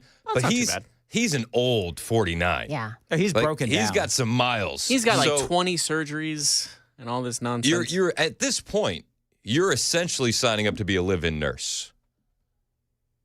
I'm I think thinking that's a not little her. extreme, Yeah. Chris. You think so? Yes, I think that's a little With extreme. all the surgeries this guy's had? He can barely walk. Give it Let's a be few real. years. He can afford a live-in nurse and his new wife. All right, fair enough. If they end up getting married. Fair enough. Well, he'll probably Together, they would have 7 children. They'd have Brady Bunch plus 1. 7 children. Because 7 she's children? got 5. She's got 5. She they- and Don Jr. had 5 children when he walked out. Yeah. Okay, very good. Got anything else on Tiger Woods and Vanessa? I've heard that he won't swim with dolphins. Yes, but we'll she. No, never mind. we're this is. Hey, you guys want a great Jasmine Crockett audio bite? Here we go. The trans kids that want to play the sports. Lord have mercy, that is the biggest issue that we had. Since when? Since when? Find the little trans child that is ruining your life. Like, I mean, I'm just like, what are That is a member of Congress. How about the woman that had her skull cracked? That affected her life pretty severely. Yeah. Yeah, that's the thing. She is so, what's the best word? Clueless as to where the American people are. Also, I just thought the shriek. Did she not learn Yeah. anything from Kamala Harris being just absolutely raked over the coals for the fake accent, depending on the audience? Because Jasmine Crockett is doing the exact same thing. Just talk how you talk. Right. And how does she talk? Does she talk street or does she talk private school? Which one Depends is on it? who she's talking to. Honestly. The world may never know. I wonder if the world actually cares. Hey, did you know that Rosie O'Donnell was an election denier? I learned this over the weekend, and it shocked me and it shook me to my core. Rosie O'Donnell on television in Ireland. I question why the first time in American history a president has won every swing state and is also best friends, and his largest donor was a man who owns and runs the internet. Oh. I thought Al Gore. Didn't we establish that Al Gore Yes. owned the internet earlier Yes. in this segment? Also, how did he win every swing state? It's like, look at yourself in the mirror. Look at the 4 years under Joe Biden. That's how. And I'm pretty so sure I would hope that that would be investigated and that we would see whether or not it was an anomaly or something else that happened on election night in America when Kamala Harris was filling up stadiums with people who supported her. She wasn't filling up stadiums. No. Beyonce filled up a stadium, and then they booed Kamala Harris when Beyonce didn't have her dance party. All right, so can you solve a controversy that happened earlier in the radio program? So I'm here for it. I thought that Beyonce actually sang at one of her events, but then there was a second one that she did not sing at. As far as I can remember, she didn't sing at any events. Beyonce didn't? No. Okay. I did Google it also, and I saw no performances. Neither did I. I also Googled it. I didn't see any. I told you, she never played. Yeah. I don't know why, KGB, you kept saying that Beyonce played. That was on me. I swore I thought it. I love that they said she's filling up stadiums. Like Savannah Hernandez, who's on my show occasionally, she went to all these rallies to the point where they started checking IDs at the door and not letting her in because she would film people walking out while Kamala was speaking after the special guest wrapped up. Yes, people were literally going up the stairs and down the concourse into the thing. I mean, it's obvious. And Donald Trump was not able to do that. So it's curious to me. And as an American and a believer in democracy, I would hope that we would be able to look at all of the reasons why this happened. There you go. There you go. Where's O'Donnell? You know what's more curiouser to me? Why did CNN only air the Butler, Pennsylvania rally of Donald Trump? Right? That's pretty curious. Oh, that's interesting. Did they only air that one? That was I the never only watched one. CNN, so I don't know. That was the only one that they aired live. Isn't that weird? What are you saying? I'm not saying anything. It's just weird. I just have questions. You know what I like about Chris? I'm just asking The same questions. CNN that shows up before people are raided by the FBI. Yeah. Those. I like when CNNs. Chris makes a statement when he just says, weird. Weird. I like that. It's strange. Yeah. He makes you think. Speaking of CNN, you hear that they're going to start losing a boatload of money because of what Start losing a boatload of money. Well, because of what Jamal Bowman said, right? You heard this. That's not true. And this shows, again, the American people do not trust Elon Musk. And Elon Musk is incompetent in his position. And how do we know? Because they fired tens of thousands of people. It was challenged in court. The court said the people have to go back, and now the people are coming back. He's incompetent. He's a thief. He's a Nazi. And you're going to get sued. And you don't have that cushy government job anymore, Jamal. No. And, CNN hired this guy, so they're responsible. So Elon, as I said earlier in the broadcast, Elon needs to sue both CNN and Jamal Bowman because at this point, you know that Elon is launching lawsuits. You know that he's doing that. You know that the man can afford all these attorneys. Yeah. So, and he should. He absolutely should. Absolutely should. I mean, you got businesses that Americans work at that you're now putting at risk, as we can see via the protests over the weekend. And, I mean, some guy in Florida drove his car into the dealership at Tesla. You're actually endangering lives with this kind of stuff. It's not just rhetoric. Yep. Do you know that Bill Maher is going to the White House? I did know that. How amazing is that? Do you think he's going to smoke a joint in the Oval Office the way he does on his show? I don't know, but he's going to wear a suit. Yeah, he better. Plenty of places to hide pot in those suits. You got those inside pockets and all that. There's only one guy that doesn't have to wear a suit to the White House, and it's Elon. You can wear a hat and a sweatshirt. That's fine. That's exactly right.